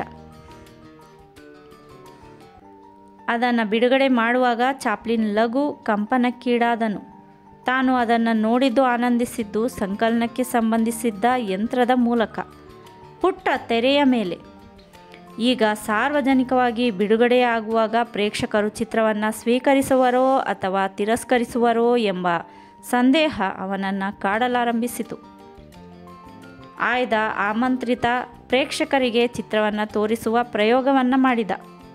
ಈ ನಡುವೆ ಫಸ್ಟ್ ನ್ಯಾಷನಲ್ ಕಂಪನಿಯ ಕಿರುಕುಳ ಮುಂದುವರಿದೇ ಇತ್ತು. ಅವರ ಕಾಟದಿಂದ ತಪ್ಪಿಸಿಕೊಳ್ಳಲು ಅವನು ಎಲ್ಲೆಲ್ಲೋ ಹೋದ. ಫ್ರ್ಯಾಂಕ್ ಹ್ಯಾರಿಸ್ ಎಂಬ ಲೇಖಕ ಚಾಪ್ಲಿನ್ನನ್ನು ಮನೆಗೆ ಆಮಂತ್ರಿಸಿ ಸತ್ಕರಿಸಿದ. ಬಿಸ್ಮಾರ್ಕ್ನ ಕಟ್ಟಾಭಿಮಾನಿಯಾದ ಹ್ಯಾರಿಸ್ ತಾನು ಆಸ್ಕರ್ ವೈಲ್ಡ್ ಮೇಲೆ ಬರೆದಿದ್ದ ಲೇಖನಗಳ ಸಂಪುಟಗಳ ಮೇಲೆ ಚಾಪ್ಲಿನ್ ಅಪರಿಚಿತನಾದ ತನಗೆ ಮಾಡಿರುವ ಉಪಕಾರ ಸಹಾಯ ಸ್ಮರಿಸಿ ಬರೆದು ಅರ್ಪಿಸಿದ. ನಂತರ ಅವನು ಟ್ಯಾಕ್ಸಿ ಡ್ರೈವರ್ ಮನೆಯಲ್ಲಿ 1-2 ದಿನ ಅತಿಥಿಯಾಗಿ ಉಳಿದ. ಈ ಬಗ್ಗೆ ಪತ್ರಿಕೆಗಳು ವಿಶೇಷ ಲೇಖನ ಪ್ರಕಟಿಸಿ ಚಾಪ್ಲಿನ್ನ ಮಾನವೀಯತೆಯನ್ನು ಹೊಗಳಿದವು. ತದನಂತರ ಸಾಲ್ಟ್ ಲೇಕ್ ಸಿಟಿಯ ರಿಡ್ಜ್ ಚಿತ್ರಮಂದಿರದಲ್ಲಿ ಫಸ್ಟ್ ನ್ಯಾಷನಲ್ ಕಂಪನಿಯ 25 ಮಂದಿ ಪ್ರದರ್ಶಕರು ಬಂದು ದಿ ಕಿಡ್ ನೋಡಿ ಅಪಾರ ಮೆಚ್ಚುಗೆ ವ್ಯಕ್ತಪಡಿಸಿದರು. ಅವರ ಪೈಕಿ ಗೋರ್ಡಾನ್ ಒಂದು ಹಿಡಿ ಮುಗುಳ್ನಗೆ ಮತ್ತು ಒಂದು ಹನಿ ಕಣ್ಣೀರನ್ನು ತರಿಸುವ ಅದ್ಭುತ ಚಿತ್ರವೆಂದು ಪ್ರಶಂಸಿಸಿದ. ಅವರೆಲ್ಲರೂ ಪ್ರಸಿದ್ಧ ಲಾಯರೋರ್ವನ ಸಮಕ್ಷಮದಲ್ಲಿ ದಿ ಕಿಡ್ಗೆ ಸಂಬಂಧಿಸಿದಂತೆ ಚಾಪ್ಲಿನ್ ಜೊತೆ ಒಂದು ಒಪ್ಪಂದ ಮಾಡಿಕೊಂಡು ಅದಕ್ಕೆ ಸಹಿ ಹಾಕಿದರು. ಒಪ್ಪಂದದ ಪ್ರಕಾರ ಚಾಪ್ಲಿನ್ $1.5 ದಶಲಕ್ಷ ಮತ್ತು ಲಾಭದಲ್ಲಿ 50% ಹಣವನ್ನು ಪಡೆದ. ದಿ ಕಿಡ್ ಎಂಬ ಪೂರ್ಣ ಪ್ರಮಾಣದ ಕಥಾಚಿತ್ರ ಬಿಡುಗಡೆಗೊಂಡು ಅದ್ವಿತೀಯ ಯಶಸ್ಸು ಗಳಿಸತೊಡಗಿತು. ಚಾಪ್ಲಿನ್ಗೆ ಸರಿಸಾಟಿಯಾಗಿ ನಟಿಸಿದ ಜಾಕ್ ಕೂಗನ್ನನ್ನು ಎಲ್ಲರೂ ಮುಕ್ತ ಕಂಠದಿಂದ ಪ್ರಶಂಸಿಸುವವರೇ. ಪ್ರಸಿದ್ಧ ವಿಜ್ಞಾನಿ ಆಲ್ಬರ್ಟ್ ಐನ್ಸ್ಟೈನ್ ಆ ಚಿತ್ರ ನೋಡಿ ನಗುಮುಖದ ಹಸುಳೆಯ ಎಳೆ ಕಣ್ಣುಗಳ ಮೂಲಕ ವರ್ತಮಾನದ ಬೀಭತ್ಸತೆಯನ್ನು ಕಲಾತ್ಮಕತೆಯಿಂದ ಮತ್ತು ವಿಷಾದದಿಂದ ಚಿತ್ರದುದ್ದಕ್ಕೂ ಮನೋಜ್ಞವಾಗಿ ಚಿತ್ರಿಸಿರುವ ಚಾಪ್ಲಿನ್ ಅದ್ಭುತ ಸೃಷ್ಟಿಕರ್ತನೆಂದು ಪ್ರಶಂಸಿಸಿದ. ಹೀಗೆ ದಿ ಕಿಡ್ ಬಿಡುಗಡೆಗೊಂಡ ಕ್ಷಣದಿಂದ ಸಮಾಜದ ಮತ್ತು ಕಲಾ ಪ್ರಕಾರದ ಎಲ್ಲ ವರ್ಗದ ಪ್ರೇಕ್ಷಕರಿಂದ ಅಪಾರ ಪ್ರಶಂಸೆಯನ್ನು ಗಳಿಸತೊಡಗಿತು. ಆ ಚಿತ್ರದ ಮೂಲಕ ಚಾಪ್ಲಿನ್ ಅತ್ಯುಚ್ಚ ಶೃಂಗದ ಮೇಲೆ ವಿರಾಜಮಾನರಾದ. ಮಹಾಮಾನವತಾವಾದಿ ಎಂದು ಪ್ರಶಂಸಿಸಲ್ಪಟ್ಟ. ದಿ ಕಿಡ್ ಚಿತ್ರ ಪ್ಯಾರಿಸ್ ನಗರದಲ್ಲಿ ಬಿಡುಗಡೆಯಾಗುವಾಗ ಫ್ರಾನ್ಸ್ ಸರ್ಕಾರ ಸಾರ್ವತ್ರಿಕ ರಜೆ ಘೋಷಿಸಿತು. ಚಾಪ್ಲಿನ್ ಆ ಪ್ರಮಾಣದಲ್ಲಿ ಹಣ ಮತ್ತು ಖ್ಯಾತಿಯನ್ನು ಕನಸು ಮನಸ್ಸಿನಲ್ಲೂ ನಿರೀಕ್ಷಿಸಿರಲಿಲ್ಲ. ಅದರಿಂದ ತಾನೇ ಮುಜುಗರ ಪಟ್ಟುಕೊಂಡ. ಅನೇಕ ದಿನಗಳ ಕಾಲ ಹೋಟೆಲೊಂದರ ಕೋಣೆಯ 4 ಗೋಡೆಗಳ ನಡುವೆ ತಲೆಮರೆಸಿಕೊಂಡ. ಆದರೆ ಹಾಗೆ ಅವನು ಎಷ್ಟು ದಿನಗಳಂತ ತಲೆಮರೆಸಿಕೊಂಡು ಇರಲಾದೀತು. ಅವನು ಬುದ್ಧಿಜೀವಿಗಳ ನೆಲವೀಡೆಂದೇ ಹೆಸರಾಗಿದ್ದ ಗ್ರೀನ್ವಿಚ್ ಎಂಬ ಹಳ್ಳಿಗೆ ಹೋದ. ನೈಸರ್ಗಿಕವಾಗಿ ಅತ್ಯಂತ ರಮಣೀಯ ವಾತಾವರಣದ ನಡುವೆ ಇದ್ದ ಆ ಹಳ್ಳಿ ಪ್ರಶಾಂತವಾಗಿತ್ತು.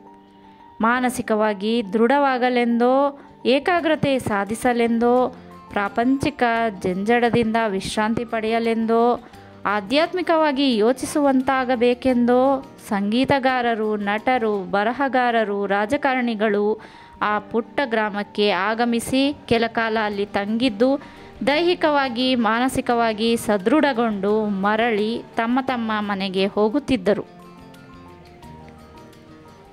ಚಾಪ್ಲಿನ್ ಗ್ರೀನ್ವಿಚ್ಗೆ ಹೋಗಿ ಅಲ್ಲಿ ಗೆಳೆಯನೋರ್ವನ ಮನೆಯಲ್ಲಿ ತಂಗಿದ. ಅಲ್ಲಿ ಅವನು ಶ್ರಮಜೀವಿಗಳ, ಸಾಮಾನ್ಯ ಜನರ ಅಪಾರ ಜ್ಞಾನ ಕಂಡು ಮೂಕ ವಿಸ್ಮಿತನಾದ.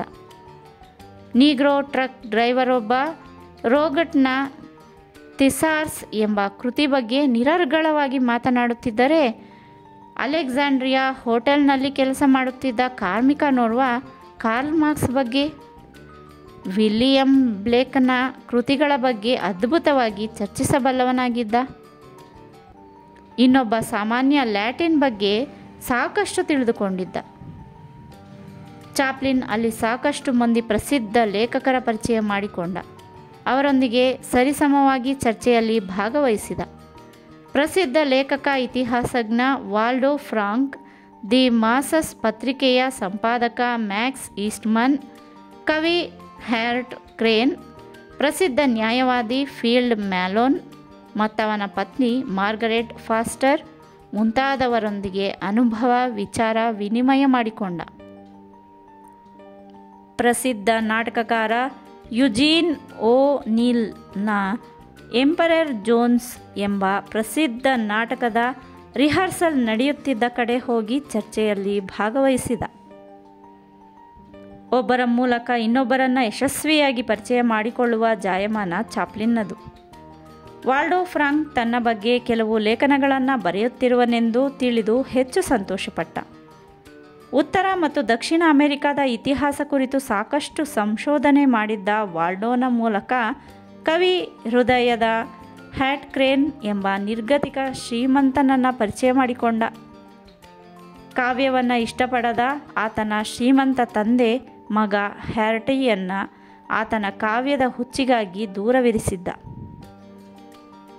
ಹ್ಯಾಟಿಕೇನ್ನೊಂದಿಗೆ ಚಾಪ್ಲಿನ್ ತನ್ನ ಕಾವ್ಯದ ಓದಿನ ಸಂಬಂಧದ ಬಗ್ಗೆ, ತಾನು ಓದುತ್ತಿರುವ ಅರಿಸ್ಟೋಫೆನಿಸಿನ ಬಗ್ಗೆ, ರಂಗಭೂಮಿ ಸಿನಿಮಾದ ಬಗ್ಗೆ ಸಾಕಷ್ಟು ಮಾತಾಡಿದ. ಹ್ಯಾಟಿಕ್ರೇನ್ ಬಡತನದಿಂದ ಬೇಸತ್ತು ಕುಡಿತಕ್ಕೆ ದಾಸನಾದ ಕಾಲದಲ್ಲಿ ಆತನಿಗೆ ಗುಹಿನಮ್ ಫೆಲೋಶಿಪ್ ದೊರಕಿತು. ಆ ಮುಂದೆ ಅಂದರೆ 1928 ಜನವರಿ ತಿಂಗಳಲ್ಲಿ ದಿ ಕಿಡ್ ನೋಡಿ ಸಂತೋಷಪಟ್ಟು ಚಾಪ್ಲಿನ್ಸ್ ಕ್ಯೂ ಎಂಬ ಕವಿತೆ ಬರೆದ. ಅದೊಂದು 23 ಸಾಲಿನ ಸುಂದರ ಕವಿತೆ. ಅವನು ದಿ ಕಿಡ್ನ ನೆನಪಿಗಾಗಿ ಚಾಪ್ಲಿನ್ ಎಂದು ಬರೆದು ಶ್ವೇತಭವನಗಳು ಎಂಬ ಕವನ ಸಂಕಲನವನ್ನು ಕಳಿಸಿದ.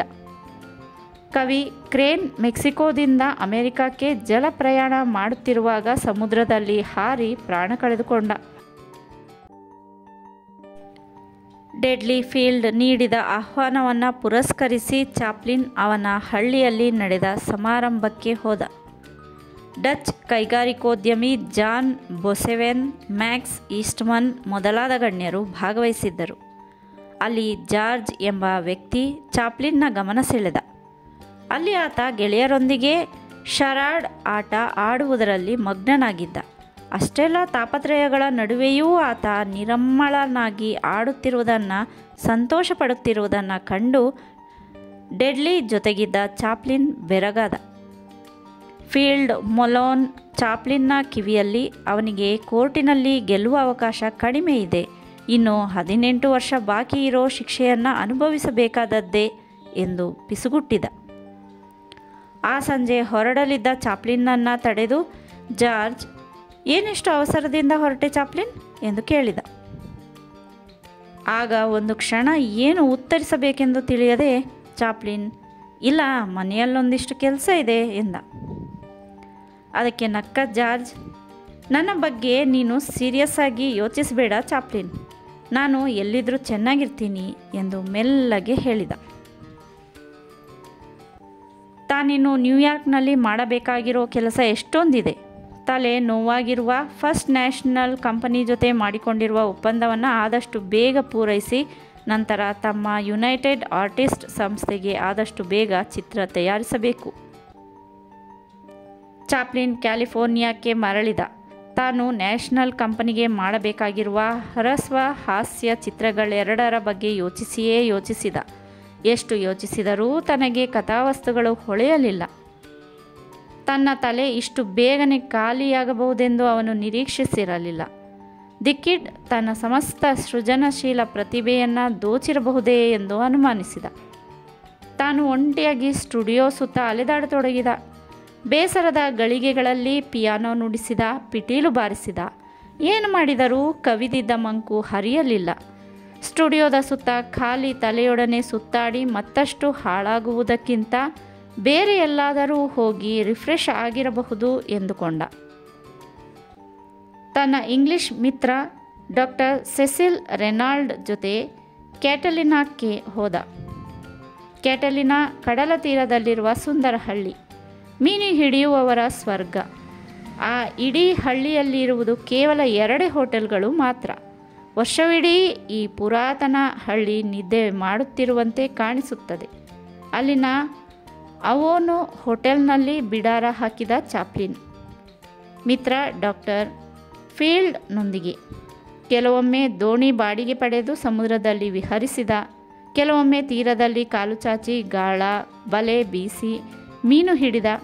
ಅಲ್ಲಿನ ಪ್ರತಿಯೊಂದು ಬೆಳಗು ಬೈಗುಗಳ ಸಂಧ್ಯಾ ಸಮಯವನ್ನು ಉತ್ಕಟವಾಗಿ ಆನಂದಿಸಿದ. ಅವನ ಜೊತೆಗಿದ್ದ ಡಾಕ್ಟರ್ ರೆನಾಲ್ಡ್ ಶಸ್ತ್ರಚಿಕಿತ್ಸೆಯಲ್ಲಿ ನೈಪುಣ್ಯತೆ ಸಾಧಿಸಿದ್ದ ಹೆಸರಾಂತ ವೈದ್ಯ. ಮೆದುಳಿಗೆ ಸಂಬಂಧಿಸಿದ ರೋಗಗಳ ವಿಷಯಗಳಲ್ಲಿ ಆತ ವಿಶೇಷ ಜ್ಞಾನ ಸಂಪಾದಿಸಿದ್ದ. ಆತ ನಾಟಕ, ಕಲೆ, ಸಾಹಿತ್ಯದಂಥ ಅನೇಕ ಸೃಜನಶೀಲ ವಿಷಯಗಳ ಬಗೆಗೂ ತರ್ಕಬದ್ಧವಾಗಿ ಮಾತನಾಡಬಲ್ಲವನಾಗಿದ್ದ. ಚಾಪ್ಲಿನ್ ತನ್ನ ಸಂಮಿತ್ರನೊಂದಿಗೆ ಕಲಾವಿದರ ಮಾನಸಿಕ ಅಸಮತೋಲನದ ಬಗ್ಗೆ, ಹೊಯ್ದಾಟಗಳ ಬಗ್ಗೆ ಚರ್ಚಿಸದೇ ಇರುತ್ತಿರಲಿಲ್ಲ. ನಿರಂತರ ಅಭ್ಯಾಸ, ಆಸಕ್ತಿಯಿಂದ ವಯಲಿನ್, ಪಿಯಾನೋ ನುಡಿಸುವುದನ್ನು ಒಬ್ಬ ವ್ಯಕ್ತಿ ಹೇಗೆ ಕಲಿಯಬಲ್ಲನೋ ಹಾಗೆಯೇ ಸತತ ಯೋಚಿಸುವುದರಿಂದ ಒಬ್ಬ ವ್ಯಕ್ತಿ ಒಂದು ಖಚಿತ ವಸ್ತುವನ್ನು ರೂಪಿಸಬಲ್ಲನು. ಆಲೋಚನೆ ಒಂದು ಅತ್ಯುತ್ತಮ ಮಾನಸಿಕ ವ್ಯಾಯಾಮ. ನಟನೆಯಂಥ ಅನುಕರಣೀಯ ಸೃಜನಶೀಲ ಕ್ರಿಯೆ ಒಂದು ಮಾನಸಿಕ ಅನುಭವ ಮತ್ತು ವ್ಯಾಯಾಮ. ಅದರಿಂದ ಆತ್ಮಕ್ಕೆ ವಿಶೇಷ ಶಕ್ತಿ ಲಭಿಸುತ್ತದೆ ಎಂದು ಮುಂತಾಗಿ ವಿವರಿಸಿದ ಡಾಕ್ಟರ್ ರೆನಾಲ್ಡ್ ಚಾಪ್ಲಿನ್ನ ಆತ್ಮೀಯ ಮಿತ್ರ. ಕ್ಯಾಟಲಿನಾ ಪ್ರವಾಸದಲ್ಲಿ ರೊನಾಲ್ಡ್ ಚಾಪ್ಲಿನ್ನನ್ನು ಮಾನಸಿಕವಾಗಿ ಶ್ರೀಮಂತಗೊಳಿಸಿದ. ಚಾಪ್ಲಿನ್ ಕ್ಯಾಟಲಿನಾದಿಂದ ಫಿಶಿಂಗ್ ಮುಗಿಸಿಕೊಂಡು ಮರಳಿದೊಡನೆ ತನ್ನ ತಾಯಿ ಹನ್ನಾ ಆರೋಗ್ಯದಿಂದ ಇರುವಳೆಂಬ ಸಂಗತಿ ಹೊತ್ತ ಪತ್ರ ಬಂದಿತ್ತು. ಚಾಪ್ಲಿನ್ ನೆಮ್ಮದಿಯ ಉಸಿರು ಬಿಟ್ಟ. ಆಕೆಯನ್ನು ಸುರಕ್ಷಿತವಾಗಿ ಕ್ಯಾಲಿಫೋರ್ನಿಯಾಕ್ಕೆ ಕರೆತರಬೇಕೆಂದು ನಿರ್ಧರಿಸಿ ಆ ಕೆಲಸಕ್ಕಾಗಿ ಟಾಮ್ನನ್ನು ಗೊತ್ತು ಮಾಡಿದ. ಟಾಮ್ ಕೂಡಲೇ ಲಂಡನ್ನಿಗೆ ಪ್ರಯಾಣ ಬೆಳೆಸಿ ಆಕೆಯನ್ನು ಸುರಕ್ಷಿತವಾಗಿ ನ್ಯೂಯಾರ್ಕ್ಗೆ ಕರೆತಂದ. ಚಾಪ್ಲಿನ್ ತನ್ನ ಅದ್ಭುತ ತಾಯಿಯನ್ನು ಸ್ವಾಗತಿಸಲು ಎಂದು ನ್ಯೂಯಾರ್ಕ್ಗೆ ಹೋದ. ವಲಸೆ ಇಲಾಖೆಯ ಅಧಿಕಾರಿ, ಸುಪ್ರಸಿದ್ಧ ಚಾಪ್ಲಿನ್ನ ತಾಯಿಯಾದ ಹನ್ನಾರವರೇ ನಿಮಗೆ ಸ್ವಾಗತ ಎಂದು ಆನಂದಾತಿಶಯದಿಂದ ಉದ್ಗರಿಸಿದ. ಆಕೆ ದೇವರ ದಯೆಯಿಂದ ಚಾಪ್ಲಿನ್ ಮತ್ತು ಸಿಡ್ನಿಯರನ್ನು ಅಕ್ಕರೆಯಿಂದ ಗುರುತಿಸುವುದರ ಮೂಲಕ ತಾನು ಪರಿಪೂರ್ಣ ಆರೋಗ್ಯದಿಂದ ಇರುವುದನ್ನು ಸಾಬೀತು ಮಾಡಿದಳು. ಆ ಸಹೋದರರು ಸಮುದ್ರ ತೀರದಲ್ಲಿದ್ದ ಬಂಗಲೆಯಲ್ಲಿ ಆಕೆಯ ವಾಸಕ್ಕೆ ಏರ್ಪಾಟು ಮಾಡಿದರು.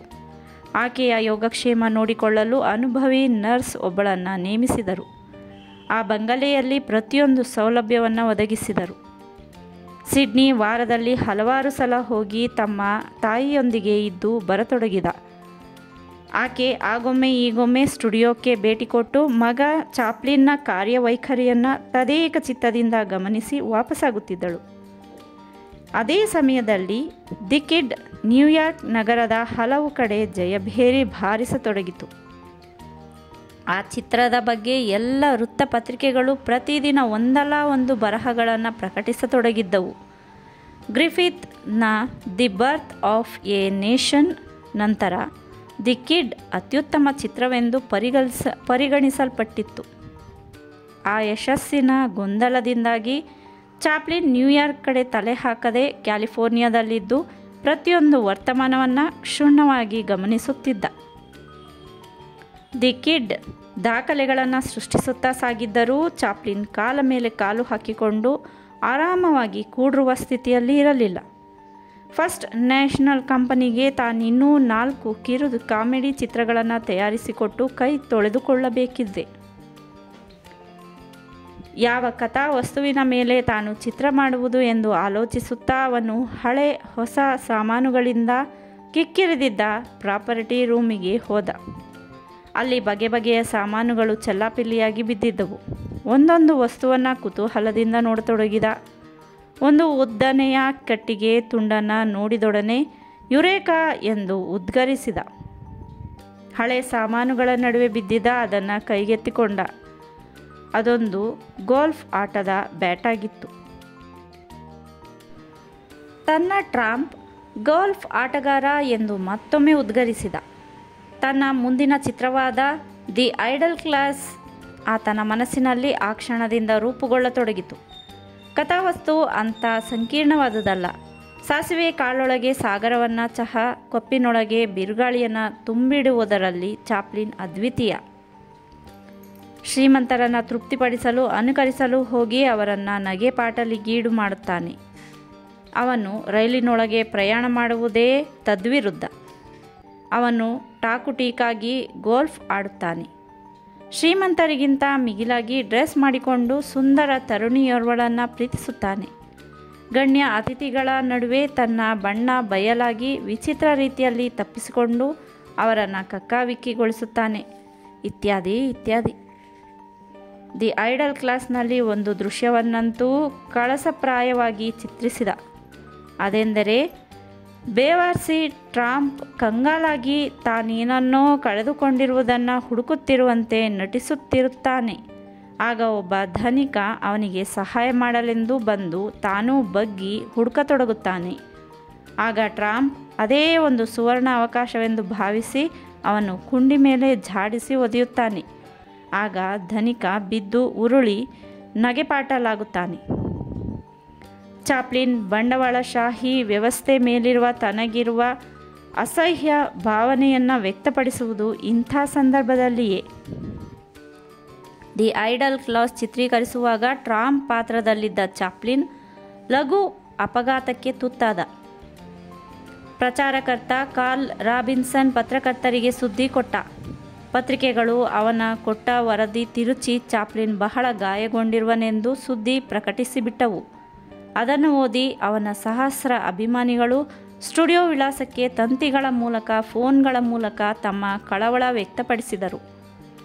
ಮುಖ ಕೈಕಾಲು ಸುಟ್ಟುಕೊಂಡಿರುವ ತಮ್ಮ ಮೆಚ್ಚಿನ ನಟ ಬೇಗನೆ ಗುಣಮುಖವಾಗಲೆಂದು ಹಾರೈಸಿದರು. ಇವನ್ನೆಲ್ಲ ಓದಿ ಪತ್ರಿಕೆಗಳ ಅಚಾತುರ್ಯಕ್ಕೆ ಚಾಪ್ಲಿನ್ ಮರುಗುತ್ತಿರುವಷ್ಟರಲ್ಲಿ ದೂರ ಇಂಗ್ಲೆಂಡಿನಿಂದ ಖ್ಯಾತ ಕತೆಗಾರ, ಕಾದಂಬರಿಕಾರ, ಇತಿಹಾಸಕಾರ H.G. ವೆಲ್ಸ್ದಿಂದ ಸುದೀರ್ಘ ಪತ್ರ ಬಂತು. ಮಾನವ ಕೋಟಿ ತನ್ನ ಮೇಲಿಟ್ಟಿರುವ ಅದಮ್ಯ ಪ್ರೀತಿ ವಿಶ್ವಾಸ ಕಂಡು ಚಾಪ್ಲಿನ್ ಕಣ್ಣಲ್ಲಿ ನೀರು ತಂದುಕೊಂಡ. ಕಳವಳ ಪಡುವಂಥದ್ದೇನೂ ನಡೆದಿಲ್ಲವೆಂದು ಕೂಡಲೇ ವೆಲ್ಸ್ ಸೇರಿದಂತೆ ಎಲ್ಲರಿಗೂ ತಂತಿ ಕೊಟ್ಟ. ಎ ಐಡಲ್ ಕ್ಲಾಸ್ ಮುಗಿದ ಮೇಲೆ ಉಳಿದೆರಡು ಲಘು ಚಿತ್ರಗಳನ್ನು ಮಾಡುವುದು ಬಾಕಿ ಉಳಿದಿತ್ತು. ದೈಹಿಕವಾಗಿ ಮಾನಸಿಕವಾಗಿ ಸಾಕಷ್ಟು ಬಳಲಿದ್ದ. ಕೆಲ ದಿನ ವಿಶ್ರಾಂತಿ ಪಡೆಯುವುದು ಲೇಸೆಂದುಕೊಂಡ. ತಾನು ಅರ್ಥಪೂರ್ಣ ಬಾಲ್ಯ ನೀಗಿದ್ದ, ತನ್ನ ವ್ಯಕ್ತಿತ್ವವನ್ನು ಸಾರ್ವಜನಿಕವಾಗಿ ರೂಪಿಸಿದ ಲಂಡನ್ ನಗರ ಅವನನ್ನು ಕಾಡತೊಡಗಿತು. ತನ್ನ ಮೇಲೆ ಅತುಲ ಆತ್ಮವಿಶ್ವಾಸವಿರಿಸಿರುವ ಪ್ರಸಿದ್ಧ ವ್ಯಕ್ತಿ ವೆಲ್ಸ್ ರವರನ್ನು ಕಾಣಬೇಕೆಂದು ಆಸೆ ಉಂಟಾಯಿತು. ಹಾಗೆ ತನ್ನ ಕನಸಿನ ರಾಣಿ ಹೆಟ್ಟಿ ಕೆಲ್ಲಿಯನ್ನು ಸಹ. ಆಕೆ ತನಗೆ ಇತ್ತೀಚೆಗೆ ಈ ಬಡ ಹುಡುಗಿಯ ನೆನಪಿರುವುದೇ ಎಂದು ಪತ್ರದಲ್ಲಿ ಬರೆದಿದ್ದಳು. ಆಕೆ ಇತ್ತೀಚೆಗಷ್ಟೇ ಮದುವೆಯಾಗಿ ಪೋರ್ಟ್ಮನ್ ವೃತ್ತದ ಮನೆಯೊಂದರಲ್ಲಿ ವಾಸಿಸುತ್ತಿರುವಳು. ಇಂಥ ಅನೇಕ ಕಾರಣಗಳಿಂದ ಸೂಜಿಗಲ್ಲಿನಂತೆ ಸೆಳೆಯುತ್ತಿರುವ ಲಂಡನ್ನಿನಿಂದ ತಾನು ದೂರ ಉಳಿದು 10 ವರ್ಷಗಳ ಮೇಲಾಯಿತು. ತನ್ನ ಬದುಕು ಜಂಜಾಟ ಇದ್ದದ್ದೇ. ಇದರ ನಡುವೆ ಬಿಡುವು ಮಾಡಿಕೊಂಡು ಲಂಡನ್ನಿಗೆ ಭೇಟಿ ಕೊಟ್ಟು ಅವರನ್ನೆಲ್ಲ ಮಾತಾಡಿಸಿಕೊಂಡು ವಾಪಸ್ಸಾಗಬೇಕೆಂದು ನಿರ್ಧರಿಸಿದ ಚಾಪ್ಲಿನ್. ತನ್ನ ಪ್ರಯಾಣಕ್ಕೆ ಎಲ್ಲ ಸಿದ್ಧತೆ ಮಾಡುವಂತೆ ಟಾಮ್ಗೆ ಹೇಳಿದ. ತಾತ್ಕಾಲಿಕವಾಗಿ ಸ್ಟುಡಿಯೋ ಬಾಗಿಲಿಗೆ ಬೀಗ ಹಾಕಿಸಿ ಎಲ್ಲರಿಗೆ ರಜೆ ಮಂಜೂರು ಮಾಡಿದ. ಹೊರಡುವ ಹಿಂದಿನ ರಾತ್ರಿ ನ್ಯೂಯಾರ್ಕ್ನ LIC ಕೇಫ್ ಹೋಟೆಲ್ಗೆ 40 ಮಂದಿ ಗಣ್ಯ ಆತ್ಮೀಯರನ್ನು ಆಮಂತ್ರಿಸಿದ.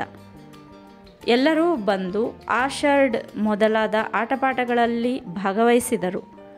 ಆಷರ್ಡ್ ಆಟದ ನಿಯಮಾನುಸಾರ ಸರದಿಯಂತೆ ಚಾಪ್ಲಿನ್ ಕಾಮಿಲ್ ಚಿತ್ರದಲ್ಲಿ ಆರ್ಮಂಡ್ ಸಾಯುವ ದೃಶ್ಯವನ್ನು ಅನುಕರಿಸಿ ಅಭಿನಯಿಸಬೇಕಾಯಿತು. ಮೇಡಮ್ ಮೆಟರ್ಲಿಂಗ್ ಸರದಿ ಪ್ರಕಾರ ಕೆಮ್ಮುವ ದೃಶ್ಯದಲ್ಲಿ ಅಭಿನಯಿಸಿದಳು. ರಾತ್ರಿ ತುಂಬ ಹೊತ್ತಿನವರೆಗೆ ಪಾರ್ಟಿ ನಡೆದದ್ದರಿಂದ ಚಾಪ್ಲಿನ್ ಪ್ರಯಾಣದ ದಿನ ಹೊತ್ತೇರಿದ ಮೇಲೆ ಸುಮಾರು 8:30ಕ್ಕೆ ಬೆಡ್ರೂಮಿನಿಂದ ಹೊರಗೆ ಬಂದ. ಅವಸರದಿಂದ ಅವನು ತನ್ನ ಮಾತೃಭೂಮಿ ಇಂಗ್ಲೆಂಡ್ಗೆ ಪ್ರಯಾಣ ಬೆಳೆಸಿದ.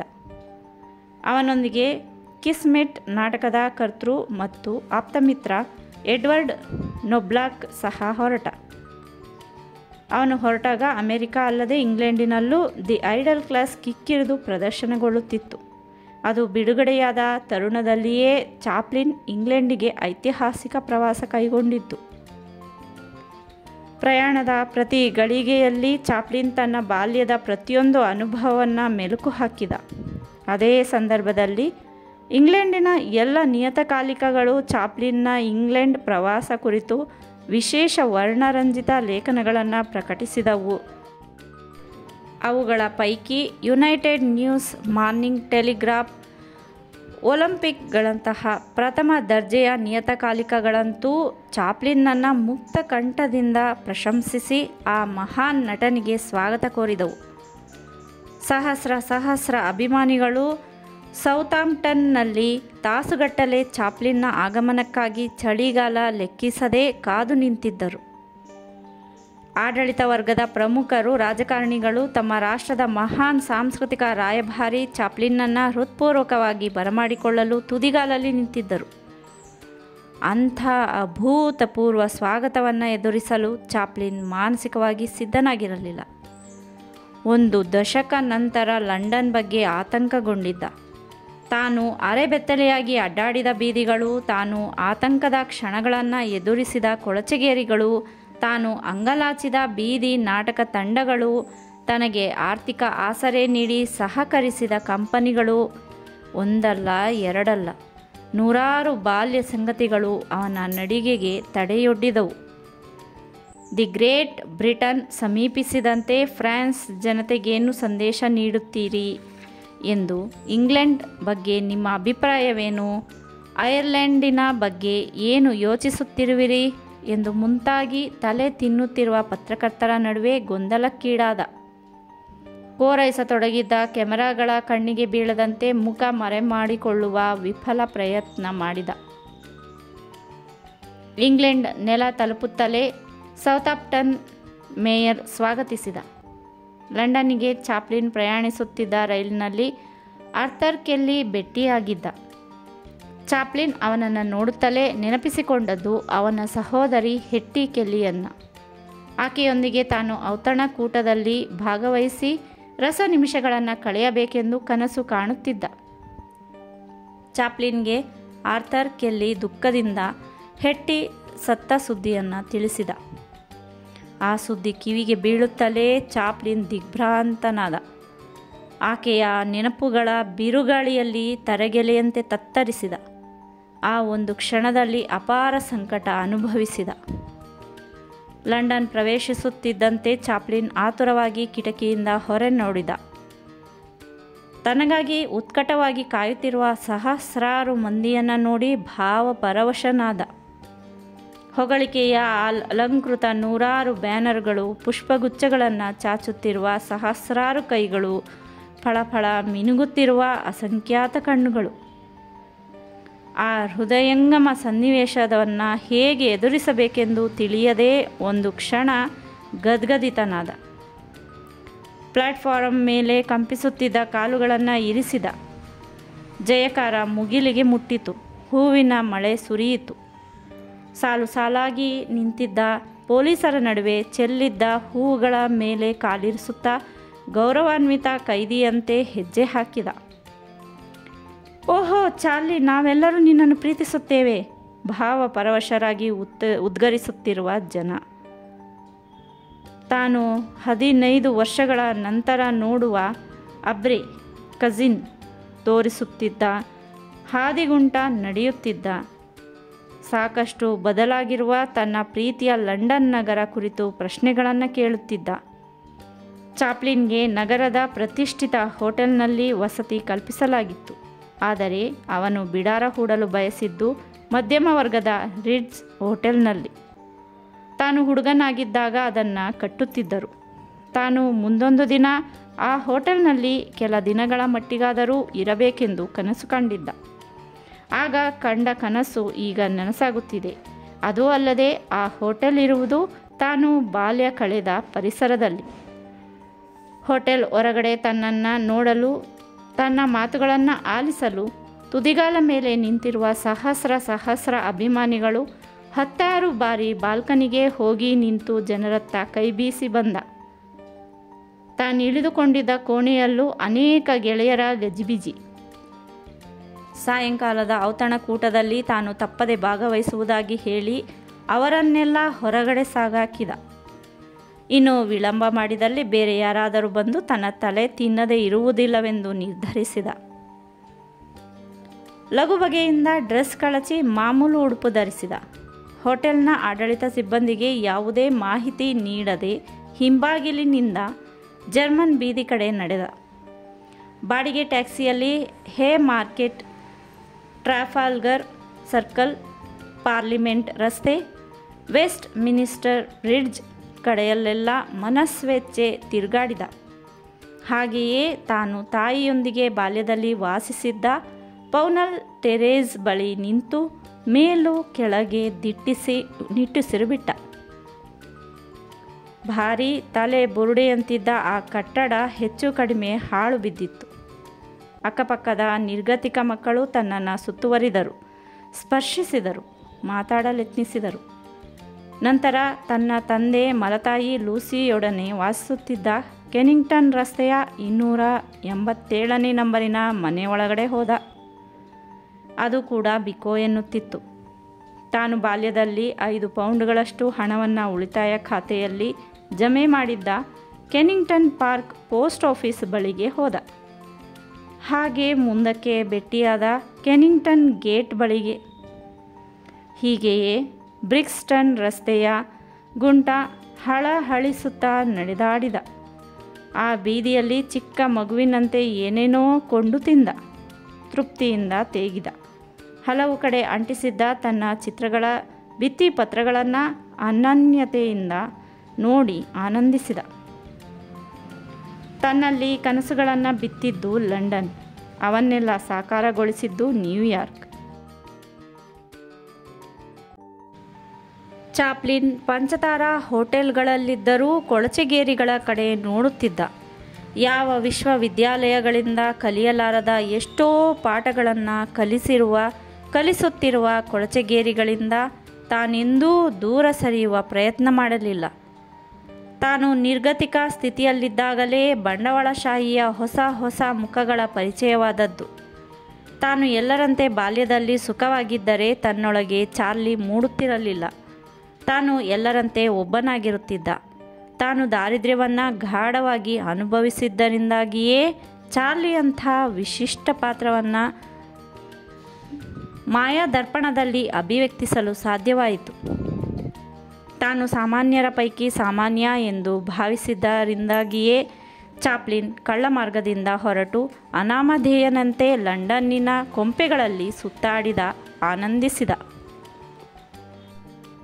ಎತ್ತರ ತಲುಪಿದ್ದಾಗ ಕೆಳಗೆ ನೋಡುವ, ಕೆಳಗಿದ್ದಾಗ ಎತ್ತರದ ಕಡೆ ನೋಡುವ ಮಹತ್ವಾಕಾಂಕ್ಷಿಯಾದ ಚಾಪ್ಲಿನ್ ಕೊಳಚೆಗೇರಿಗಳಲ್ಲಿ ವಾಸಿಸುತ್ತಿದ್ದವರೊಂದಿಗೆ ಸಂಭಾಷಿಸುವಷ್ಟು ಸಲೀಸಾಗಿ ಗ್ಯಾರಿ ಕ್ಲಬ್ಗಳಂತಹ ಪ್ರತಿಷ್ಠ ಸ್ಥಳಗಳಲ್ಲಿ ಗಣ್ಯರೊಂದಿಗೆ ಅಪ್ರತಿಮ ಬುದ್ಧಿಜೀವಿಯಂತೆ, ಕಲಾವಿದನಂತೆ, ಪ್ರಚಾರವಾದಿಯಂತೆ ಸಂಭಾಷಿಸಬಲ್ಲವನಾಗಿದ್ದ. Bernard Shah, H.G. ವೆಲ್ಸ್ನಂಥ ಪ್ರಸಿದ್ಧ ಲೇಖಕರೊಂದಿಗೆ ಉಭಯ ಕುಶಲೋಪರಿಯಾಗಿ ಅನುಭವಗಳ ವಿನಿಮಯ ಮಾಡಿಕೊಂಡ. ವೇಲ್ಸ್ನ ರಾಜಕುಮಾರನ ಆಮಂತ್ರಣದ ಮೇರೆಗೆ ಆತ ನೀಡಿದ ಔತಣಕೂಟದಲ್ಲಿ ಭಾಗವಹಿಸಿದ. ಅದೇ ಸಮಯದಲ್ಲಿ ತನ್ನ ಕೀಸ್ಟೋನ್ ಕಂಪನಿಯ ಸಹೋದ್ಯೋಗಿ ಅರ್ಬುಕಲ್ ಕೊಲೆ ಪ್ರಕರಣದಲ್ಲಿ ಸಿಲುಕಿಕೊಂಡಿರುವನೆಂಬ ಸುದ್ದಿಯನ್ನು ಪತ್ರಿಕೆಗಳಲ್ಲಿ ಓದಿ ಆಶ್ಚರ್ಯಪಟ್ಟ ಚಾಪ್ಲಿನ್. ಅರ್ಬುಕಲ್ನ ಸ್ವಭಾವ ತನಗೆ ಚೆನ್ನಾಗಿ ಗೊತ್ತು. ನೋಡಲು ಸ್ಥೂಲ ದೇಹಿಯಾಗಿರುವ ಅರ್ಬುಕಲ್ ಒಂದು ನೊಣಕ್ಕೂ ಹಿಂಸೆ ಕೊಟ್ಟವನಲ್ಲ. ಅಂಥವನು ಕೊಲೆ ಮಾಡುವುದೆಂದರೇನು? ಅವನು ಆ ಗುರುತರ ಕೆಲಸ ಮಾಡಿರಲಿಕ್ಕಿಲ್ಲ. ತದನಂತರ ಚಾಪ್ಲಿನ್ ಸರ್ ಎಡ್ವಿನ್ ಲುಟಿನ್ಸ್, ದೆಹಲಿಯ ಪಾರ್ಲಿಮೆಂಟ್ನ ವಾಸ್ತುಶಿಲ್ಪಿ ಎಂಬ ಪ್ರಸಿದ್ಧಿ ವಾಸ್ತುಶಿಲ್ಪಿಯನ್ನು ಭೇಟಿಯಾದ. ಬಂಕಿಂಗ್ ಹ್ಯಾಮ್ ಅರಮನೆಗೆ ಹೋಗಿ ಚಕ್ರವರ್ತಿ 5ನೇ ಜಾರ್ಜ್ ರವರೊಂದಿಗೆ ಕೆಲಹೊತ್ತು ಮಾತಾಡಿ ಬಂದ. ಅಷ್ಟೇ ಉತ್ಸಾಹದಿಂದ ತನ್ನ ಬಾಲ್ಯ ಗೆಳೆಯರನ್ನು ಭೇಟಿ ಮಾಡಿದ. ಲಂಡನ್ನಿನ ಯಶಸ್ವಿ ಪ್ರವಾಸ ಮುಗಿಸಿಕೊಂಡು ಚಾಪ್ಲಿನ್ ಫ್ರಾನ್ಸ್ಗೆ ಪ್ರಯಾಣ ಬೆಳೆಸಿದ. ಪ್ಯಾರಿಸ್ನಲ್ಲೂ ಆತನಿಗೆ ಭವ್ಯ ಸ್ವಾಗತ ಲಭಿಸಿತು. ಅಲ್ಲಿ ದಿ ಕಿಡ್ ತುಂಬ ಜನಮನ್ನಣೆ ಗಳಿಸಿತ್ತು. ಅಲ್ಲಿಂದ ಅವನು ಜರ್ಮನಿಗೆ ಹೋದ. ಅಲ್ಲೂ ಜನಸ್ತೋಮ ಒಕ್ಕರಲ್ನಿಂದ ಅವನಿಗೆ ಸ್ವಾಗತ ಕೋರಿತು. ಕಾರ್ಯಕ್ರಮವೊಂದರಲ್ಲಿ ಭಾಗವಹಿಸುವ ತರಾತುರಿಯಲ್ಲಿದ್ದ ಚಾಪ್ಲಿನ್ಗೆ ಒಂದು ಪತ್ರ ಬಂತು. ಅದನ್ನು ಕುತೂಹಲದಿಂದ ಓದಿದ. ನನ್ನ ಪ್ರೀತಿಯ ಗೆಳೆಯ ಚಾರ್ಲಿ, ನ್ಯೂಯಾರ್ಕ್ನ ಡರ್ಲಿ ಫೀಲ್ಡ್ ಮೇಯೋನ್ಸ್ ಪಾರ್ಟಿಯಲ್ಲಿ ನಾವಿಬ್ಬರು ಸೇರಿದ್ದೆವು. ನೆನಪಿದೆಯೇ? ಈಗ ನಾನು ಅಸ್ವಸ್ಥನಾಗಿ ಆಸ್ಪತ್ರೆ ಸೇರಿರುವೆ. ನೀನು ಬಂದು ಮಾತಾಡಿಸಿದರೆ ನಾನು ಇನ್ನೂ ಕೆಲಕಾಲ ಬದುಕಲು ಸಾಧ್ಯವಾಗಬಹುದು. ಆದರೆ ಕೆಳಗೆ ಜಾರ್ಜ್ ಎಂದಷ್ಟೇ ಇತ್ತು. ಈತ ಯಾರಿರಬಹುದೆಂದು ಒಂದು ಕ್ಷಣ ಯೋಚಿಸಿದ. ಹಾಗೆ ಮೇಯ್ನೋಸ್ ಪಾರ್ಟಿಯಲ್ಲಿ ತಾನು ಭಾಗವಹಿಸಿದ್ದನ್ನು ನೆನಪಿಸಿಕೊಂಡ. ಆಗ ನೆನಪಾಯಿತು, 18 ವರ್ಷಗಳ ಕಾರಾಗೃಹ ವಾಸ ಶಿಕ್ಷೆಗೆ ಗುರಿಯಾಗಿರುವ ರಾಜಕೀಯ ಖೈದಿ ಜಾರ್ಜ್ ಅಂತ. ಕೂಡಲೇ ಅವನ ಕಣ್ಣುಗಳು ತೇವಗೊಂಡವು. ಜೇಬಿನಲ್ಲಿ $500 ಹಣ ಇರುವುದನ್ನು ಖಚಿತಪಡಿಸಿಕೊಂಡು ಅವರಿವರನ್ನು ಕೇಳಿ ಆಸ್ಪತ್ರೆಯ ವಿಳಾಸ ತಿಳಿದುಕೊಂಡ. ನಿಗದಿತ ಕಾರ್ಯಕ್ರಮ ಮುಂದೂಡಿ ಸೀದಾ ಆಸ್ಪತ್ರೆಗೆ ಹೋದ. ಜಾರ್ಜ್ನ ಆಪ್ತ ಕಾರ್ಯದರ್ಶಿಗಳಿಬ್ಬರೂ ಅವನನ್ನು ಸ್ವಾಗತಿಸಿ ಜಾರ್ಜ್ ಬಳಿಗೆ ಕರೆದೊಯ್ದರು. ಚಾಪ್ಲಿನ್ನನ್ನು ನೋಡುತ್ತಲೇ ಕೃಶದೇಹಿ ಜಾರ್ಜ್ ಭಾವ ಪರವಶನಾದ. ನನ್ನ ಪ್ರೀತಿಯ ಗೆಳೆಯನೇ ಎಂದು ಉದ್ಗರಿಸಿದ. ನರಳುತ್ತಾ ಎದ್ದು ಕೈಕುಲುಕಿದ. ಚಾಪ್ಲಿನ್, ನೀನು ಬಂದುದರಿಂದ ನನಗೆ ತುಂಬ ಸಂತೋಷವಾಯಿತು. ನಿನ್ನ ಸ್ನೇಹ ಮತ್ತು ಪ್ರೀತಿಯನ್ನು ನಾನೆಂದೂ ಮರೆಯಲಾರೆ. ಡಡ್ಲಿ ಮೆಲೋನ್ಸ್ ಪಾರ್ಟಿಯನ್ನು ಜ್ಞಾಪಿಸಿಕೊಳ್ಳುತ್ತಿರುತ್ತೇನೆ ಎಂದು ಉತ್ಸಾಹದಿಂದ ಹೇಳಿದ. ನ್ಯೂಯಾರ್ಕ್ನ ಗೆಳೆಯರೆಲ್ಲರನ್ನ ನೆನಪಿಸಿಕೊಂಡು ಅತ್ತ. ಅವನ ಮಾತುಗಳೆಲ್ಲವನ್ನು ಆಸಕ್ತಿಯಿಂದ ಆಲಿಸಿದ ಚಾಪ್ಲಿನ್ ಬೇಗನೆ ಗುಣಮುಖನಾಗುವಂತೆ ಹಾರೈಸಿ ಅವನ ಹಾಸಿಗೆಯ ತಲೆ ದಿಂಬಿನಡಿ $500 ಹಣವನ್ನು ಇರಿಸಿ ಮರಳಿದ. ಬರ್ಲಿನ್ನ ಪ್ರತಿ ಬೀದಿಯಲ್ಲಿ ಸಾಕಷ್ಟು ಅಂಗವಿಕಲರಿದ್ದರು. ಪ್ರಥಮ ಮಹಾಯುದ್ಧದ ಕ್ರೂರ ಪರಿಣಾಮ ಅದಾಗಿತ್ತು. 3 ದಿನ ಬರ್ಲಿನ್ನಲ್ಲಿದ್ದು ಆನ್ ಮೊರ್ಗಾನ್ ಆಮಂತ್ರಣದ ಮೇರೆಗೆ ಅವನು ಪುನಃ ಪ್ಯಾರಿಸ್ಗೆ ಪ್ರಯಾಣ ಬೆಳೆಸಿದ. ಅಲ್ಲಿ ಶಾಲಾ ಮಕ್ಕಳಿಂದ, ಶಿಕ್ಷಕರಿಂದ ಸನ್ಮಾನ ಸ್ವೀಕರಿಸಿದ. ಗ್ರೀಸ್ನ ರಾಜಕುಮಾರನೂ ಸೇರಿದಂತೆ ಲೇಡಿ ಸಾರಾ ವಿಲ್ಸನ್, ಟೆರಿಗೋರ್ಡ್, commandant Paul Louis Weyler, Elsa Maxwell ಮೊದಲಾದ ಗಣ್ಯರೊಂದಿಗೆ ಸಮಾರಂಭದಲ್ಲಿ ಭಾಗವಹಿಸಿದ. ಫ್ರೆಂಚ್ ರಂಗಭೂಮಿಯ ಕ್ರಿಯಾಶೀಲ ವ್ಯಕ್ತಿ ಜಾಕಸ್ ಕೊಪ್ ರಂತಹವರು ರಂಗಭೂಮಿ ಕುರಿತು ಅವರೊಂದಿಗೆ ಚರ್ಚಿಸಿದ. ಆಸ್ಪತ್ರೆಗೆ ಹೋಗಿ ಯುದ್ಧ ಗಾಯಾಳುಗಳನ್ನು ಪರಾಮರ್ಶಿಸಿದ. ನಂತರ ಲಂಡನ್ನಿಗೆ ಮರಳಿ H.G. ವೆಲ್ಸ್ರ ಆತಿಥ್ಯ ಸ್ವೀಕರಿಸಿ ಚಾಪ್ಲಿನ್ ಕ್ಯಾಲಿಫೋರ್ನಿಯಾಕ್ಕೆ ವಾಪಸ್ಸಾದ. ಚಾಪ್ಲಿನ್ ನ್ಯೂಯಾರ್ಕ್ಗೆ ಕಾಲಿರಿಸುತ್ತಲೇ ಮೆರಿಡೋರೋ ಕರೆ ಮೇರೆಗೆ ಆಕೆ ನಟಿಸಿದ್ದ ಲಿಲ್ಲೀಸ್ ಆಫ್ ದಿ ಫೀಲ್ಡ್ ಚಿತ್ರ ನೋಡಿ ಆಕೆಯನ್ನು ಅಭಿನಂದಿಸಿದ. ಒಂದು ಸಂಜೆ ಮ್ಯಾಕ್ಸ್ ಈಸ್ಟ್ಮನ್ ಅವನ ಸಹೋದರಿ ಕ್ರಿಸಟಲ್ ಮತ್ತು ಜಮೈಕಾದ ಸುಪ್ರಸಿದ್ಧ ಕವಿ ಕ್ಲಾಡ್ ಮ್ಯಾಕೆಯವರೊಂದಿಗೆ ಔತಣಕೂಟದಲ್ಲಿ ಭಾಗವಹಿಸಿದ. ಈ ಎಲ್ಲ ಗಜಿಬಿಜಿ ನಡುವೆ ಅವನು ತನ್ನ ತಾಯಿಯನ್ನು ನೆನಪಿಸಿಕೊಂಡ. ಕೂಡಲೇ ಆಕೆಯನ್ನು ಭೇಟಿ ಮಾಡಿ ತನ್ನ ಲಂಡನ್ ಪ್ರವಾಸ ವಿವರಿಸಿದ. ಅದನ್ನು ಕೇಳಿ ಆಕೆ ಎಷ್ಟೋ ಸಂತೋಷಪಟ್ಟಳು. ತನ್ನ ತಾಯಿ ಸೌಖ್ಯವಾಗಿರಲು ಅವನು ಎಲ್ಲ ರೀತಿಯ ಏರ್ಪಾಟು ಮಾಡಿದ್ದನಷ್ಟೇ. ತಾನು ನಿಯಮಿಸಿದ್ದ ಶುಶ್ರೂಷಕಿಯನ್ನು ಕಂಡು ತನ್ನ ತಾಯಿಯ ಆರೋಗ್ಯ ಕುರಿತು ಪ್ರತ್ಯೇಕವಾಗಿ ಚರ್ಚಿಸಿದ. ತನ್ನ ಸ್ಟಾರ್ ಕಂಪನಿ ಮ್ಯಾನೇಜರ್ನ ಪತ್ನಿ ಶ್ರೀಮತಿ ರೀವ್ಸ್ ತಮ್ಮ ತಾಯಿಯ ಯೋಗಕ್ಷೇಮವನ್ನು ಹೆಚ್ಚಿನ ಮುತುವರ್ಜಿಯಿಂದ ನೋಡಿಕೊಳ್ಳುತ್ತಿದ್ದಳು. ಇದರಿಂದ ಅವನಿಗೆ ಎಷ್ಟೋ ಸಮಾಧಾನವಾಯಿತು. ಇನ್ನು ತಾನು ನಿಶ್ಚಿಂತೆಯಿಂದ ಫಸ್ಟ್ ನ್ಯಾಷನಲ್ ಕಂಪನಿಯೊಂದಿಗೆ ಮಾಡಿಕೊಂಡಿರುವ ಒಪ್ಪಂದವನ್ನು ಪೂರೈಸುವುದರತ್ತ ಗಮನ ಕೊಡಬೇಕೆಂದು ನಿರ್ಧರಿಸಿದ. ಅಷ್ಟರಲ್ಲಿ ಲೇಖಕ ಲೂಯಿಸ್ ಡಿಲಕ್ಸ್ ಅಂಚೆ ಮೂಲಕ ಕಳಿಸಿದ ಚಾರ್ಲಟ್ ಎಂಬ ಕೃತಿ ನೋಡಿ ತುಂಬ ಸಂತಸಪಟ್ಟ. ಅದರಲ್ಲಿ ಲೂಯಿಸ್ ಚಾಪ್ಲಿನ್ನ ವ್ಯಕ್ತಿತ್ವ ಮತ್ತು ಸಾಧನೆ ಕುರಿತು ಕೆಲವು ಲೇಖನಗಳನ್ನು ಬರೆದು ಸಂಕಲಿಸಿದ್ದ. ಅಲ್ಲದೆ ಚೀನಾದ ಚಲನಚಿತ್ರ ನಿರ್ದೇಶಕ ಜಂಗ್ ಶಿಚುನ್ ತನ್ನನ್ನು ಚಾಪ್ಲಿನ್ ಮತ್ತು ಹೆರಾಲ್ಡ್ ಲಾಯ್ಡ್ ಮಾದರಿಯಾಗಿಟ್ಟುಕೊಂಡು 3 ಯಶಸ್ವಿ ಚಿತ್ರಗಳನ್ನು ತಯಾರಿಸಿರುವನೆಂಬ ಸುದ್ದಿ ಶಾಂಘೈನಿಂದ ಬಂದಿತು. ಇಂಥ ಸುದ್ದಿಗಳಿಂದ ಚಾಪ್ಲಿನ್ ಕಲೆ ಮತ್ತು ಸಾಮಾಜಿಕವಾಗಿ ಜವಾಬ್ದಾರಿ ಹೆಚ್ಚಿಸಿಕೊಂಡ. ಮುಂದೆ ತುಂಬ ಎಚ್ಚರಿಕೆಯಿಂದ ಹೆಜ್ಜೆ ಇರಿಸಬೇಕೆಂದು ನಿರ್ಧರಿಸಿದ. ಆದಷ್ಟು ಬೇಗ ನ್ಯಾಷನಲ್ ಕಂಪನಿಗೆ 2 ಕಿರುಚಿತ್ರಗಳನ್ನು ನಿರ್ಮಿಸಿಕೊಟ್ಟು ಸ್ವತಂತ್ರನಾಗಬೇಕೆಂದುಕೊಂಡ. ಕಂಪನಿಯ ಸ್ಯಾಮ್ ಗುಡ್ವಿನ್ ನಿರ್ಮಾಣ ವೆಚ್ಚದ ಏರಿಕೆ ಕುರಿತು ಗೊಣಗಾಟ ಮುಂದುವರಿಸಿಯೇ ಇದ್ದ.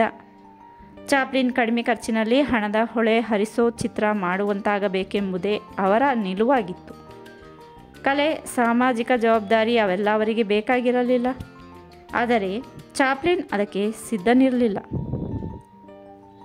ಪ್ರಥಮ ಮಹಾಯುದ್ಧದ ನಂತರ ಮತ್ತು ಲಂಡನ್ ಪ್ರವಾಸದ ನಂತರ ಮಾನಸಿಕವಾಗಿ ಬೌದ್ಧಿಕವಾಗಿ ಸಾಕಷ್ಟು ಬದಲಾಗಿದ್ದ. ನ್ಯಾಷನಲ್ ಕಂಪನಿ ಸಲುವಾಗಿ ಪೇ ಡೇ 1922 2 ರೀಲುಗಳ ಹಾಸ್ಯ ಚಿತ್ರ ನಿರ್ಮಿಸಿಕೊಟ್ಟ. ನಂತರ ಅವನು ತಯಾರಿಸಿದ ದಿ ಪಿಲ್ಗ್ರಿಮ್ ಚಿತ್ರ 1924ರಲ್ಲಿ 4 ರೀಲುಗಳದ್ದಾಗಿತ್ತು. ಅಂತೂ ಚಾಪ್ಲಿನ್ ಫಸ್ಟ್ ನ್ಯಾಷನಲ್ ಕಂಪನಿಯೊಂದಿಗೆ ಕ್ರಿಸ್ತಶಕ 1917ರ ಸೆಪ್ಟೆಂಬರ್ ತಿಂಗಳಲ್ಲಿ ಮಾಡಿಕೊಂಡಿದ್ದ ಒಪ್ಪಂದ 5-6 ವರ್ಷಗಳ ನಂತರ ಕೊನೆಗೊಂಡಿತು. ಅವನು ಆ ಕಂಪನಿಗೆ ತಯಾರಿಸಿಕೊಟ್ಟ ಪ್ರತಿಯೊಂದು ಚಿತ್ರವೂ ಹಣದ ಹೊಳೆ ಹರಿಸಿತು. ನ್ಯಾಷನಲ್ ಕಂಪನಿ ಚಾಪ್ಲಿನ್ ಕಾಮಿಡಿಗಳಿಂದ ಆರ್ಥಿಕವಾಗಿ ಸಾಕಷ್ಟು ಚೇತರಿಸಿಕೊಂಡಿತು. ಫಸ್ಟ್ ನ್ಯಾಷನಲ್ ಕಂಪನಿಗೆ ಗುಡ್ ಬೈ ಹೇಳಿದ ಚಾಪ್ಲಿನ್ ತನ್ನ ಗೆಳೆಯರಿರುವ ಯುನೈಟೆಡ್ ಆರ್ಟಿಸ್ಟ್ಸ್ ಕಂಪನಿಯ ಕಡೆ ಹೆಜ್ಜೆ ಹಾಕಿದ. ಕ್ರಿಯೆಯಲ್ಲಿ ಬಲ್ಲಿದ, ಜ್ಞಾನದಲ್ಲಿ ಸಂಪನ್ನ ಚಾಪ್ಲಿನ್. ಯುನೈಟೆಡ್ ಆರ್ಟಿಸ್ಟ್ ಕಾರ್ಪೊರೇಷನ್ ಮಹಾಯುದ್ಧದ ಪರಿಣಾಮಗಳಲ್ಲೊಂದು. ಡಗ್ಲಾಸ್ ಫೇರ್ಬ್ಯಾಂಕ್ಸ್, ಮೇರಿ ಪಿಕ್ಫೋರ್ಡ್, ಗ್ರಿಫಿತ್ ರಂಥ ಅತಿರಥ ಮಹಾರಥರೊಡಗೂಡಿ ಚಾಪ್ಲಿನ್ ಆ ಸಂಸ್ಥೆಯನ್ನು ಕ್ರಿಸ್ತಶಕ 1919 ಏಪ್ರಿಲ್ 17ರಂದು ಸ್ಥಾಪಿಸುವಲ್ಲಿ ಯಶಸ್ವಿಯಾಗಿದ್ದನಷ್ಟೇ. ಅದರಲ್ಲಿ ಹಲವಾರು ಮಂದಿ ನಿರ್ದೇಶಕರು ಸದಸ್ಯತ್ವ ಪಡೆದಿದ್ದರು. ಗ್ರಿಫಿತ್ನ ಬರ್ತ್ ಆಫ್ ಎ ನೇಷನ್ ಚಿತ್ರದಲ್ಲಿ ಅಬ್ರಹಾಂ ಲಿಂಕನ್ನ ಪಾತ್ರವಹಿಸಿದ್ದ ಜೋಸೆಫ್ ಹೆನಾಬೆರೆ ಸದರಿ ಕಂಪನಿ ಆಶ್ರಯದಲ್ಲಿ ಹಿಜ್ ಮೆಜೆಸ್ಟಿ ದಿ ಅಮೆರಿಕನ್ ಚಿತ್ರವನ್ನು ನಿರ್ದೇಶಿಸಿದ. ಡಗ್ಲಾಸ್ ಫೇರ್ಬ್ಯಾಂಕ್ಸ್, ಮೆರ್ಜೋರಿ ಡಾ ಪ್ರಮುಖ ಪಾತ್ರಗಳಲ್ಲಿ ಕಾಣಿಸಿಕೊಂಡ ಭಾರೀ ಬಜೆಟ್ಟಿನ ಈ ಚಿತ್ರ ನ್ಯೂಯಾರ್ಕ್ನ ಕ್ಯಾಪಿಟೋಲ್ ಎಂಬ ಹೊಸ ಚಿತ್ರಮಂದಿರದಲ್ಲಿ ಉದ್ಘಾಟನಾ ಚಿತ್ರವಾಗಿ ಪ್ರದರ್ಶಿಸಲ್ಪಟ್ಟಿತು. ಚಾಪ್ಲಿನ್ ತಾನೊಂದು ಉತ್ತಮ ಚಿತ್ರ ನಿರ್ಮಿಸಿ ತನ್ನ ಕಂಪನಿಯೊಂದಿಗೆ ಗುರುತಿಸಿಕೊಳ್ಳಲು ನಿರ್ಧರಿಸಿ ಅಲ್ಲಿಗೆ ಹೆಜ್ಜೆ ಹಾಕಿದ. ಅವನಲ್ಲಿಗೆ ಹೋದಾಗ ಹಾರ್ನೆಸ್ಟ್ ಜೋ ಸಂಸ್ಥೆಯ ಸದಸ್ಯತ್ವ ಪಡೆದಿದ್ದ. ಆತ ತನ್ನ ಹೆಂಡತಿ ನೋರ್ಮಾ ತಲ್ಮಾಳೊಂದಿಗೆ ನಿರ್ಮಿಸಿದ್ದ ಚಿತ್ರಗಳನ್ನು UA ಮೂಲಕ ಬಿಡುಗಡೆ ಮಾಡಲು ತಯಾರಿ ನಡೆಸಿದ್ದ. ಅವನು ತಾನೇ UAಯ ಅಧ್ಯಕ್ಷನಾಗಲು ಪ್ರಯತ್ನಿಸುತ್ತಿದ್ದ. ಚಾಪ್ಲಿನ್ಗೆ ಜೋ ಬಗ್ಗೆ ಅಭಿಮಾನವಿತ್ತು. ಆದರೆ ಅವನು ಅಂಥ ಮೌಲಿಕ ಚಿತ್ರಗಳನ್ನು ಕೊಟ್ಟಿಲ್ಲವೆಂದು ಅಭಿಪ್ರಾಯಪಟ್ಟ. ಆತನ ಹೆಂಡತಿ ತಲ್ಮಾ ಮೇರಿ ಪಿಕ್ಫೋರ್ಡ್ ಮಟ್ಟದ ನಟಿಯೂ ಆಗಿರಲಿಲ್ಲ. ಅಡಾಲ್ಫ್ ಝಕರ್ UA ಒಳಗಡೆ ತೂರುವ ಪ್ರಯತ್ನ ಫಲಿಸಿರಲಿಲ್ಲ. ಬಂಡವಾಳ ಹೂಡಿಕೆ ಪರಿಗಣಿಸಿದ ಡಗ್ಲಾಸ್ ದಂಪತಿಗಳು ಜೋ ತಮ್ಮ ಸಂಸ್ಥೆಯ ಅಧ್ಯಕ್ಷನಾಗಲು ಸಮ್ಮತಿಸಿದರು. ಜೋ UA ಅಧ್ಯಕ್ಷನಾದ ತರುಣದಲ್ಲಿ ಸಂಸ್ಥೆಯ ಮುಂದಿನ ಆಗುಹೋಗುಗಳನ್ನು ಚರ್ಚಿಸಲು ಮೀಟಿಂಗ್ ಕರೆದ. ಸಂಸ್ಥೆಯ ಸಂಸ್ಥಾಪಕ ಸದಸ್ಯರಾದ ಚಾಪ್ಲಿನ್ ಮೀಟಿಂಗ್ನಲ್ಲಿ ಭಾಗವಹಿಸದೇ ಇರಲಿಲ್ಲ. ಸಭೆಯಲ್ಲಿ ತುಸು ವ್ಯವಹಾರ ತಜ್ಞನಾದ ಮೇರಿ ಪಿಕ್ಫೋರ್ಡ್ ಚಿತ್ರೋದ್ಯಮದ ವಿದ್ಯಮಾನಗಳ ಬಗ್ಗೆ, ಪ್ರದರ್ಶನ ವ್ಯವಸ್ಥೆ ಕುರಿತು ಅರ್ಥಪೂರ್ಣವಾಗಿ ಮಾತಾಡಿದಳು. ಹಾಗೆಯೇ ಮುಂದೆ ಅಪಾಯ ಪರಿಸ್ಥಿತಿಯನ್ನು ಎದುರಿಸಬೇಕಾದೀತೆಂದು ಎಚ್ಚರಿಸದೇ ಇರಲಿಲ್ಲ ಆಕೆಯ ಮಾತುಗಳನ್ನು ಕೇಳಿ ಚಾಪ್ಲಿನ್ಗೆ ನಗು ಬಂತು. ಸ್ಪರ್ಧಾತ್ಮಕ ಮಾರುಕಟ್ಟೆಯಲ್ಲಿ ಪ್ರತಿಭೆಗೆ ಸದಾ ಬೆಲೆ ಇರುತ್ತದೆ, ಕಳಪೆ ಚಿತ್ರಗಳಿಗೆ ಬೆಲೆ ಇರುವುದಿಲ್ಲವೆಂಬುದು ಅವನ ಅಭಿಪ್ರಾಯವಾಗಿತ್ತು. ಆದ್ದರಿಂದ ಅವನು ಗುಣಾತ್ಮಕ ಚಿತ್ರಗಳನ್ನು ಕೊಡಲು ಪ್ರಯತ್ನಿಸುವುದರ ಮೂಲಕ ಸಮಸ್ಯೆಯನ್ನು ಎದುರಿಸಬೇಕೆಂದು ಕರೆ ನೀಡಿದ. ಆದರೆ ಜೋ ಮತ್ತಿತರರು ಚಾಪ್ಲಿನ್ನ ವಾದವನ್ನು ಒಪ್ಪಲಿಲ್ಲ.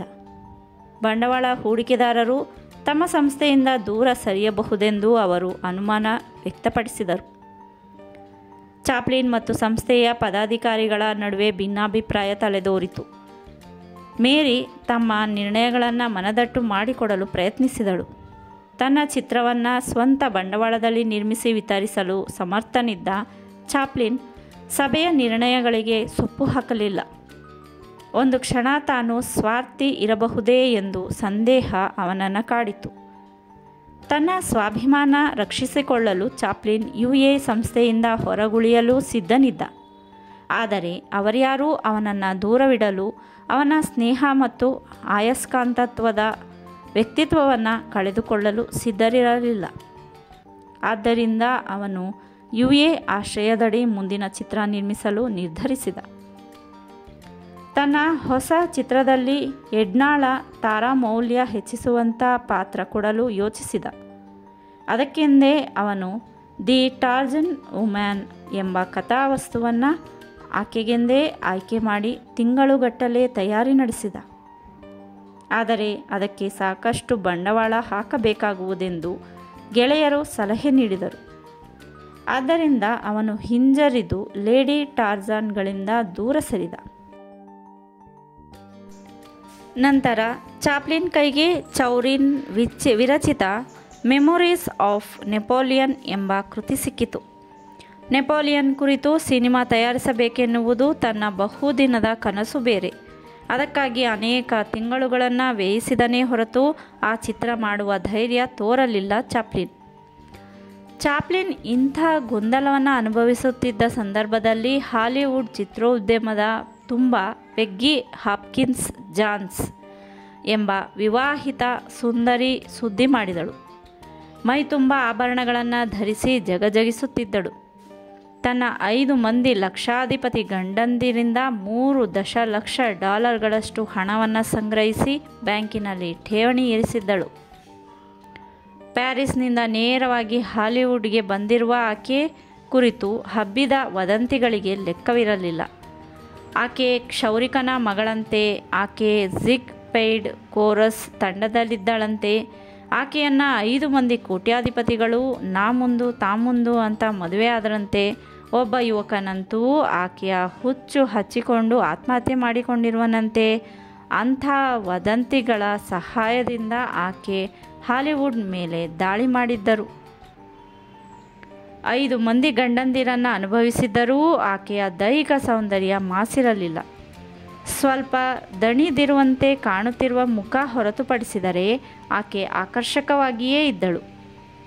ತಾನು ಆಡಂಬರದ ಹೆಂಗಸಲ್ಲವೆಂದು ಒತ್ತಿ ಹೇಳುತ್ತಿದ್ದ ಆಕೆಯ ಕೊರಳಲ್ಲಿ ಏನಿಲ್ಲ ಅಂದರೂ 20 ಕ್ಯಾರೆಟ್ ವಜ್ರದ ಹಾರ ರಾರಾಜಿಸುತ್ತಿತ್ತು.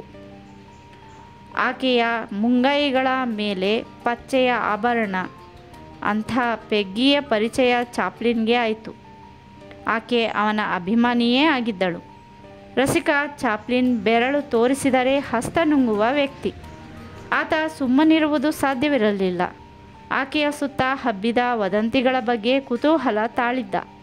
ನಿಜ ತಿಳಿದುಕೊಳ್ಳಬೇಕೆಂದು ತಹತಹಿಸಿದ. ಪರಿಚಯವಾದೊಡನೆ ಅವನು ಆಕೆಯ ಖಾಸಗಿ ಪ್ರಪಂಚಕ್ಕೆ ಕೈ ಹಾಕಿದ. ಆಕೆಯ ಅಂತರಂಗದ ಕೋಣೆಯಲ್ಲಿ ಇಣುಕಿದ. ವಿಶ್ವವಿಖ್ಯಾತ ನಟ ಕೇಳಿದನೆಂದ ಮೇಲೆ ಆ ವಯ್ಯಾರಿ ಹೇಳದೇ ಇರಲಿಕ್ಕಾಗದೀತೆ. ಆ ಪಾಂಚಾಲಿ ಹೇಳಿದಳು ನಿಸ್ಸಂಕೋಚವಾಗಿ.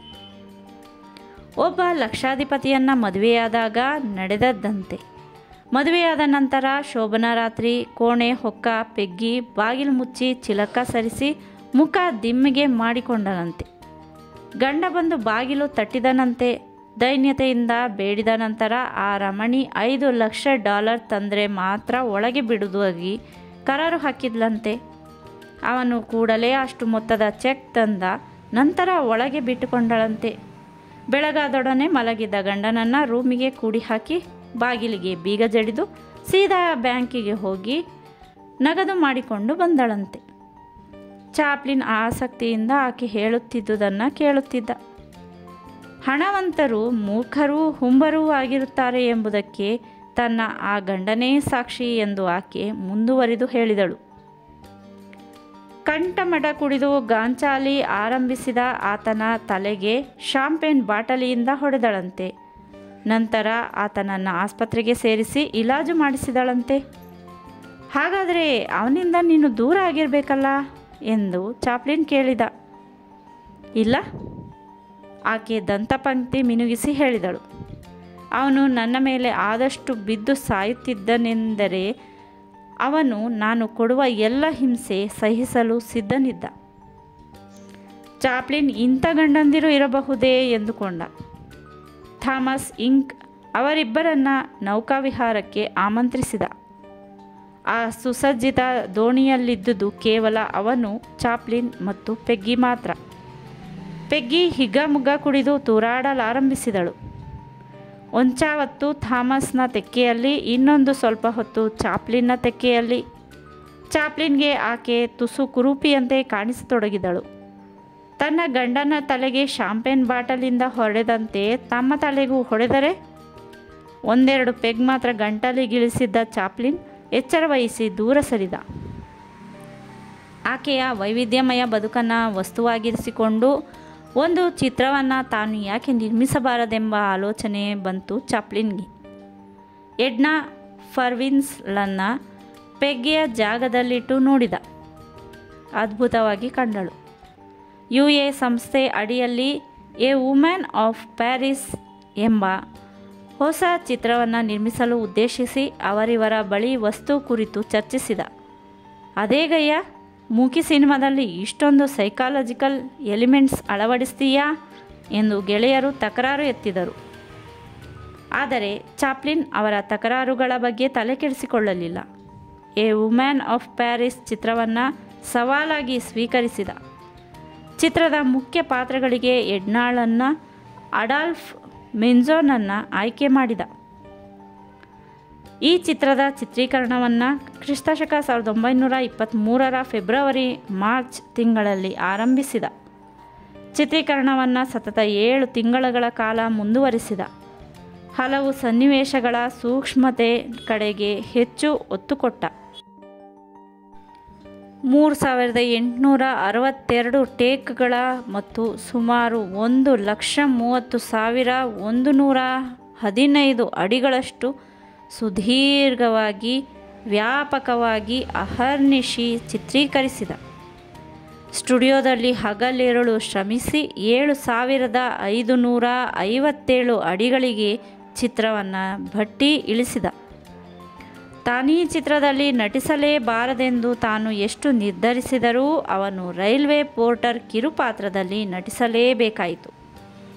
ಇದು ತನ್ನ ಸೀರಿಯಸ್ ಡ್ರಾಮಾ ಎಂದು, ಇದರಲ್ಲಿ ತಾನು ವಾಸ್ತವಿಕತೆಗೆ ಹೆಚ್ಚು ಒತ್ತು ಕೊಟ್ಟಿರುವೆನೆಂದು, ಜೀವನದ ಬಗ್ಗೆ ಪ್ರೇಕ್ಷಕರು ತಾನು ನೋಡಿರುವುದು ಅನುಭವಿಸಿರುವುದನ್ನು ಚಿತ್ರದಲ್ಲಿ ಅಭಿವ್ಯಕ್ತಿಸಲ್ಪಟ್ಟಿರುವುದೆಂದೂ, ಸೌಂದರ್ಯ, ಸಂತೋಷ, ದುಃಖ, ವಿಷಾದ ಇವೆಲ್ಲ ಭಾವನೆಗಳ ಕಲಸು ಮೇಲೊಗರವೆಂದೂ, ಬದುಕಿನ ಬಗ್ಗೆ ಆಸಕ್ತಿ ಮೂಡಿಸುವಂಥದ್ದೆಂದೂ ಚಿತ್ರದ ಟೈಟಲ್ ಕಾರ್ಡ್ಗಳಲ್ಲಿ, ಪೋಸ್ಟರ್ಗಳಲ್ಲಿ ಮುದ್ರಿಸಿ ಪ್ರೇಕ್ಷಕರಿಗೆ ಮನದಟ್ಟು ಮಾಡಿಕೊಡುವ ಪ್ರಯತ್ನ ಮಾಡಿದ. ಚಾಪ್ಲಿನ್ ತನ್ನ ಸಮಸ್ತ ಪ್ರತಿಭೆಯನ್ನು ಧಾರೆ ಎರೆದು ನಿರ್ಮಿಸಿದ ಎ ವುಮೆನ್ ಆಫ್ ಪ್ಯಾರಿಸ್ ಚಿತ್ರ ಅಮೆರಿಕಾದ ನ್ಯೂಯಾರ್ಕ್ ನಗರ ಸೇರಿದಂತೆ ಹಲವೆಡೆ ಬಿಡುಗಡೆಯಾಯಿತು. 1 ಅಕ್ಟೋಬರ್ 1923ರಲ್ಲಿ. ಚಾಪ್ಲಿನ್ ಇಲ್ಲದ ಈ ಚಿತ್ರ ಗೋತಾ ಹೊಡೆಯುವುದೆಂದು ಹಲವರು ಮಾಡಿದ ಟೀಕೆ, ನುಡಿದ ಭವಿಷ್ಯ ಬಿಡುಗಡೆಯಾದ ದಿನವೇ ಸುಳ್ಳಾಯಿತು. ಬಾಕ್ಸ್ ಆಫೀಸ್ ದೃಷ್ಟಿಯಿಂದಲೂ ಕಲಾತ್ಮಕ ದೃಷ್ಟಿಯಿಂದಲೂ ಚಿತ್ರ ಅಪಾರ ಜನಮನ್ನಣೆ ಗಳಿಸಿತು. ಅದನ್ನು ಕಂಡು ಚಾಪ್ಲಿನ್ ಸಮಾಧಾನದ ಉಸಿರು ಬಿಟ್ಟ. ಭಾಷೆಯ ಸಹಾಯವಿಲ್ಲದೆ ಅಥವಾ ಆ ಸೌಲಭ್ಯವಿಲ್ಲದೆ ಮಾನಸಿಕ ತೊಳಲಾಟವನ್ನು ಅಭಿನಯದ ಮೂಲಕ ಪರಿಣಾಮಕಾರಿಯಾಗಿ ವ್ಯಕ್ತಪಡಿಸುವುದು ಆ ಮೂಕಿ ಯುಗದಲ್ಲಿ ಸುಲಭವಾಗಿರಲಿಲ್ಲ. ಎ ವುಮೆನ್ ಆಫ್ ಪ್ಯಾರಿಸ್ ಚಿತ್ರದ ಮೂಲಕ ತಾನೊಬ್ಬ ಸಮರ್ಥ ನಿರ್ದೇಶಕನೆಂದು ಚಾಪ್ಲಿನ್ ಸಾಬೀತು ಮಾಡಿಕೊಟ್ಟ.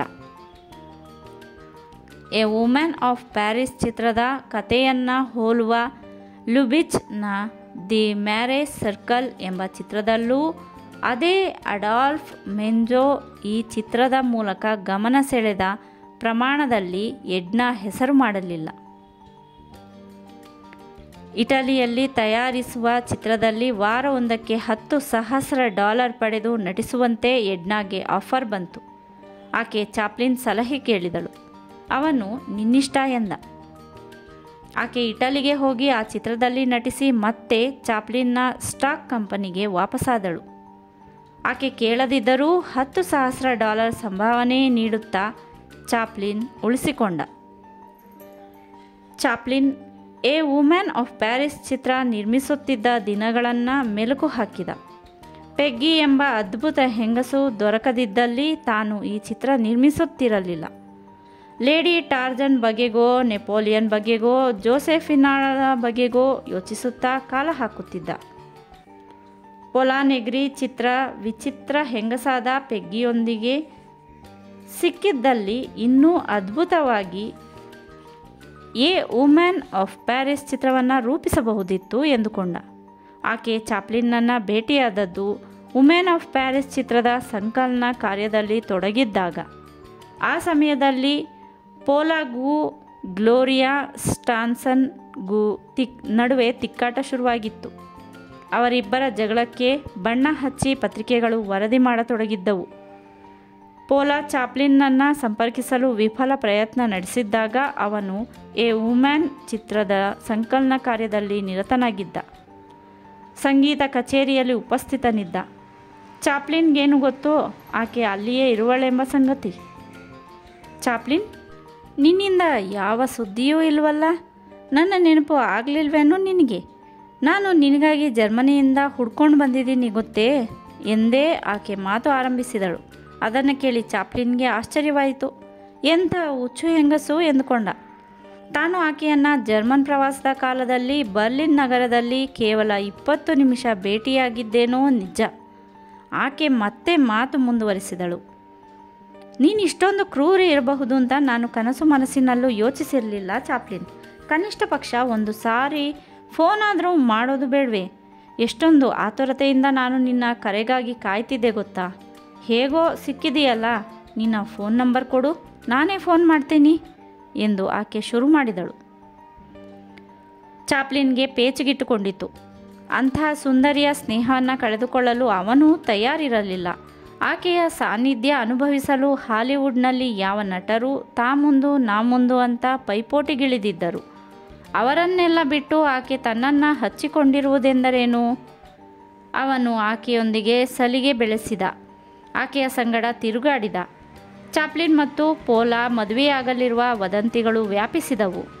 ಆಕೆ ನಟಿಸುತ್ತಿದ್ದ ಚಿತ್ರಗಳ ನಿರ್ಮಾಪಕರು ಚಾಪ್ಲಿನ್ ಮೇಲೆ ಹರಿಹಾಯತೊಡಗಿದರು. ಪತ್ರಿಕೆಗಳಿಗೂ ಹೇಳಿಕೆ ಕೊಡತೊಡಗಿದರು. ಈ ಬಗ್ಗೆ ಖಚಿತ ಹೇಳಿಕೆ ಕೊಡುವಂತೆ ಚಾಪ್ಲಿನ್ನನ್ನು ಪೀಡಿಸತೊಡಗಿದರು. ಕೆಲ ದಿನಗಳಿಂದ ಆಕೆಯನ್ನು ಭೇಟಿ ಮಾಡಿರದ ತಾನು ಏನೆಂದು ಹೇಳಿಕೆ ಕೊಡುವುದು? ಅವನು ಏನು ಹೇಳಿದರೂ ಯಾರೂ ನಂಬುವ ಸ್ಥಿತಿಯಲ್ಲಿ ಇರಲಿಲ್ಲ. ಆದರೆ ಆಕೆ ಮಾತ್ರ ಪತ್ರಕರ್ತರಿಗೆ ಚಿತ್ರ ಹೇಳಿಕೆ ಕೊಡುತ್ತಲೇ ಇದ್ದಳು. ಇದರಿಂದ ಚಾಪ್ಲಿನ್ ಅನುಭವಿಸಿದ ಮಾನಸಿಕ ತೊಳಲಾಟ ಅಷ್ಟಿಷ್ಟಲ್ಲ. ಆದರೆ ಆಕೆ ಹಾಲಿವುಡ್ ಗಮನವನ್ನು ಸೆಳೆಯಲು ಚಾಪ್ಲಿನ್ನನ್ನು ದಾಳವಾಗಿ ಬಳಸಿಕೊಂಡಿದ್ದಳು ಎಂಬುದಂತೂ ನಿಜ.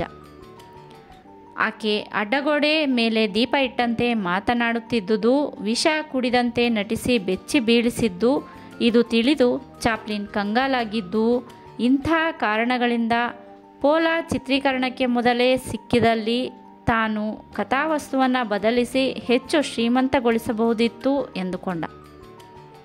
ಸದರಿ ಚಿತ್ರ ಚಾಪ್ಲಿನ್ನ ಅಪರೂಪದ ಸೃಷ್ಟಿ ಎನ್ನುವುದರಲ್ಲಿ ಸಂದೇಹವಿಲ್ಲ. ಚಾಪ್ಲಿನ್ ತನ್ನ ಮುಂದಿನ ಚಿತ್ರದ ಕಥಾವಸ್ತುವಿಗಾಗಿ ತಡಕಾಡಲಾರಂಭಿಸಿದ. ಅವನು ತೆವಲಿಗಾಗಿ ಯಾವುದೋ ಒಂದು ಚಿತ್ರ ತಯಾರಿಸಿ ಕೈ ತೊಳೆದುಕೊಳ್ಳುವ ಸ್ಥಿತಿಯಲ್ಲಿ ಇರಲಿಲ್ಲ. ತನ್ನ ಹಿಂದಿನ ಎಲ್ಲ ಚಿತ್ರಗಳಿಗಿಂತ ಮುಂದಿನ ಚಿತ್ರ ಮಹಾಕಾವ್ಯದಂತೆ ಇರಬೇಕು, ಭಿನ್ನವಾಗಿರಬೇಕು. ಪ್ರಥಮ ಮಹಾಯುದ್ಧದ ನಂತರ ಬದಲಾಗುತ್ತಿರುವ ಸಮಕಾಲೀನ ಸಮಾಜದ ಮೇಲೆ ಕ್ಷಕಿರಣ ಬೀರುವಂತಿರಬೇಕು ಎಂಬ ಕಾರಣದಿಂದ ಅವನು ಕತೆಗಾಗಿ ವಿಸ್ತೃತ ಹುಡುಕಾಟಕ್ಕೆ ತೊಡಗಿದ. ಈ ಗೊಂದಲದಲ್ಲಿದ್ದ ಚಾಪ್ಲಿನ್ ಡಗ್ಲಸ್ ಫೇರ್ಬ್ಯಾಂಕ್ಸ್ನ ಆಮಂತ್ರಣದ ಮೇರೆಗೆ ಆದಿತ್ಯವಾರ ಬೆಳಗ್ಗೆ ಅವನ ಮನೆಗೆ ಹೋದ. ಅಲ್ಲಿಯೇ ಬೆಳಗಿನ ಉಪಹಾರ ಮುಗಿಸಿದ. ಮನೆಯ ಬಾಲ್ಕನಿಯಲ್ಲಿ ತನ್ನ ಮಿತ್ರನೊಡನೆ ಹರಟುತ್ತಾ ಕೂತ. ತನ್ನ ಗೊಂದಲ ಪ್ರಸ್ತಾಪಿಸಿದ. ಪ್ರಕೃತಿ ವಿರುದ್ಧ ಮನುಷ್ಯನ ಹೋರಾಟದ ಬಗ್ಗೆ ಅವರು ಚರ್ಚಿಸತೊಡಗಿದರು. ಡಗ್ಲಾಸ್ ಡೊನ್ನಾರ್ ಪಾರ್ಟಿ ಎಂಬ ಲೇಖನದ ಕಡೆ ಚಾಪ್ಲಿನ್ನ ಗಮನ ಸೆಳೆದ. ಡೊನ್ನಾರ್ ಪಾರ್ಟಿ ತನ್ನ ಆ ಪುಸ್ತಕದಲ್ಲಿ ತನ್ನ ಪ್ರವಾಸದ ಪ್ರಾಣಾಂತಿಕ ಅನುಭವಗಳನ್ನು ಹಂಚಿಕೊಂಡಿದ್ದ. ಡೊನ್ನಾರ್ ಪಾರ್ಟಿ ತನ್ನ 160 ಮಂದಿ ಸೈನಿಕರೊಡನೆ ಕ್ಯಾಲಿಫೋರ್ನಿಯಾದ ಕಡೆ ಸಿಯೆರಾ ನೆವಾಡಾದ ಹಿಮಾಚ್ಛಾದಿತ ಪರ್ವತ ಶ್ರೇಣಿಗಳ ನಡುವೆ ಪಾದಯಾತ್ರೆ ಬೆಳೆಸಿದ್ದ. ಹಿಮಪಾತದಿಂದಾಗಿ ದಾರಿಗಳೆಲ್ಲ ಮುಚ್ಚಿ ಹೋಗಿ ಡೊನ್ನಾರ್ ನೇತೃತ್ವದ ತಂಡ ದಿಕ್ಕು ತಪ್ಪಿಬಿಟ್ಟಿತ್ತು. ಅವರೆಲ್ಲ ತಮ್ಮ ಕೈಯಲ್ಲಿದ್ದ ಹಾರೆ ಪಿಕಾಸಿಗಳಿಂದ ಹಿಮ ಅಗೆದು ದಾರಿ ಕಂಡುಕೊಳ್ಳುವ ವಿಫಲ ಪ್ರಯತ್ನ ನಡೆಸಿದರು. ದಿನಗಳೆದಂತೆ ಒಬ್ಬೊಬ್ಬರಾಗಿ ಹಸಿವೆ ಮತ್ತು ಚಳಿಯಿಂದ ಸಾಯತೊಡಗಿದರು. ಕ್ಷುದ್ಭಾವೆ ತೀರಿಸಿಕೊಳ್ಳಲು ಒಬ್ಬರು ಇನ್ನೊಬ್ಬರ ನರಮಾಂಸ ಭಕ್ಷ್ಯ ಮಾಡದೆ ಬೇರೆ ದಾರಿ ಇರಲಿಲ್ಲ. ಹಾಗಾಗಿ 168 ಮಂದಿ ಪೈಕಿ ಉಳಿದದ್ದು ಕೇವಲ 18 ಮಂದಿ ಮಾತ್ರ. ಉಳಿದವರ ಪೈಕಿ ಹಲವರು ಹುಚ್ಚರಾಗಿ ಬಿಟ್ಟಿದ್ದರು. ಡೊನ್ನಾರ್ ಪಾರ್ಟಿಯ ಅನುಭವದ ಕಥಾನಕದಿಂದ ಚಾಪ್ಲಿನ್ ದಿಗ್ಮೂಢನಾಗಿ ಬಿಟ್ಟ. ತಾನು ಬಾಲ್ಯದಲ್ಲಿ ಅನುಭವಿಸಿದ ಹಸಿವೆಯನ್ನು ನೆನಪಿಸಿಕೊಂಡ. ಹಸಿವೆ ಮನುಷ್ಯತ್ವದ ಜಾಗದಲ್ಲಿ ರಾಕ್ಷಸತ್ವವನ್ನು ಪ್ರತಿಷ್ಠಾಪಿಸಿ ಅವನಿಂದ ಏನೆಲ್ಲ ಮಾಡಿಸುತ್ತದೆ ಎಂದುಕೊಂಡ. ಡೊನ್ನಾರ್ ಪಾರ್ಟಿಯ ಕೃತಿಯಿಂದ ಅವನು ಗಾಢವಾಗಿ ಪ್ರಭಾವಿತಗೊಂಡ. ಹಸಿವೆಯ ವಿರಾಟ್ ಸ್ವರೂಪವನ್ನು ಬೆಳ್ಳಿತೆರೆಯ ಮೇಲೆ ಸಮರ್ಥವಾಗಿ ಪ್ರತಿಬಿಂಬಿಸಬೇಕೆಂದು ನಿಶ್ಚಯಿಸಿದ. ಆ ಕ್ಷಣದಿಂದ ಅವನು ನಿಂತಲ್ಲಿ ನಿಲ್ಲದೆ, ಕೂತಲ್ಲಿ ಕೂಡದೆ ಕಾರ್ಯತತ್ಪರನಾದ. ಪ್ರತಿಕ್ಷಣ ಆ ವಸ್ತುವಿನ ಸುತ್ತ ಜೇಡರ ಹುಳುವಿನಂತೆ ಘಟನೆಗಳನ್ನು ನೇಯಲಾರಂಭಿಸಿದ. ಅಂತೂ ಕೊನೆಗೆ ಒಂದು ಪೂರ್ಣ ಪ್ರಮಾಣದ ಕಥಾವಸ್ತು ಮಾನಸಿಕವಾಗಿ ಸಿದ್ಧವಾಯಿತು.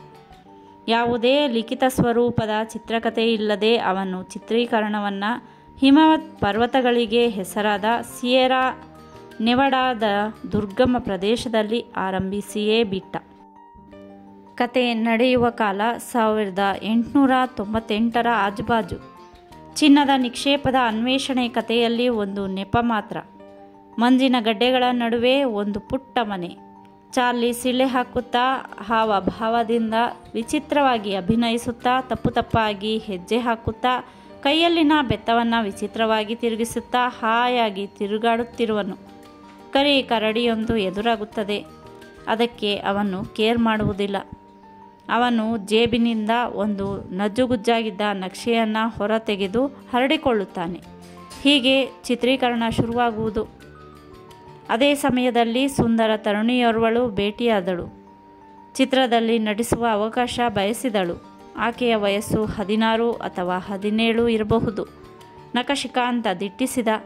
ಅಬ್ಬಾ, ಎಂಥ ಸುಂದರಿ ಎಂದು ಮನಸ್ಸಿನಲ್ಲಿ ಉದ್ಗರಿಸಿದ ಚಾಪ್ಲಿನ್.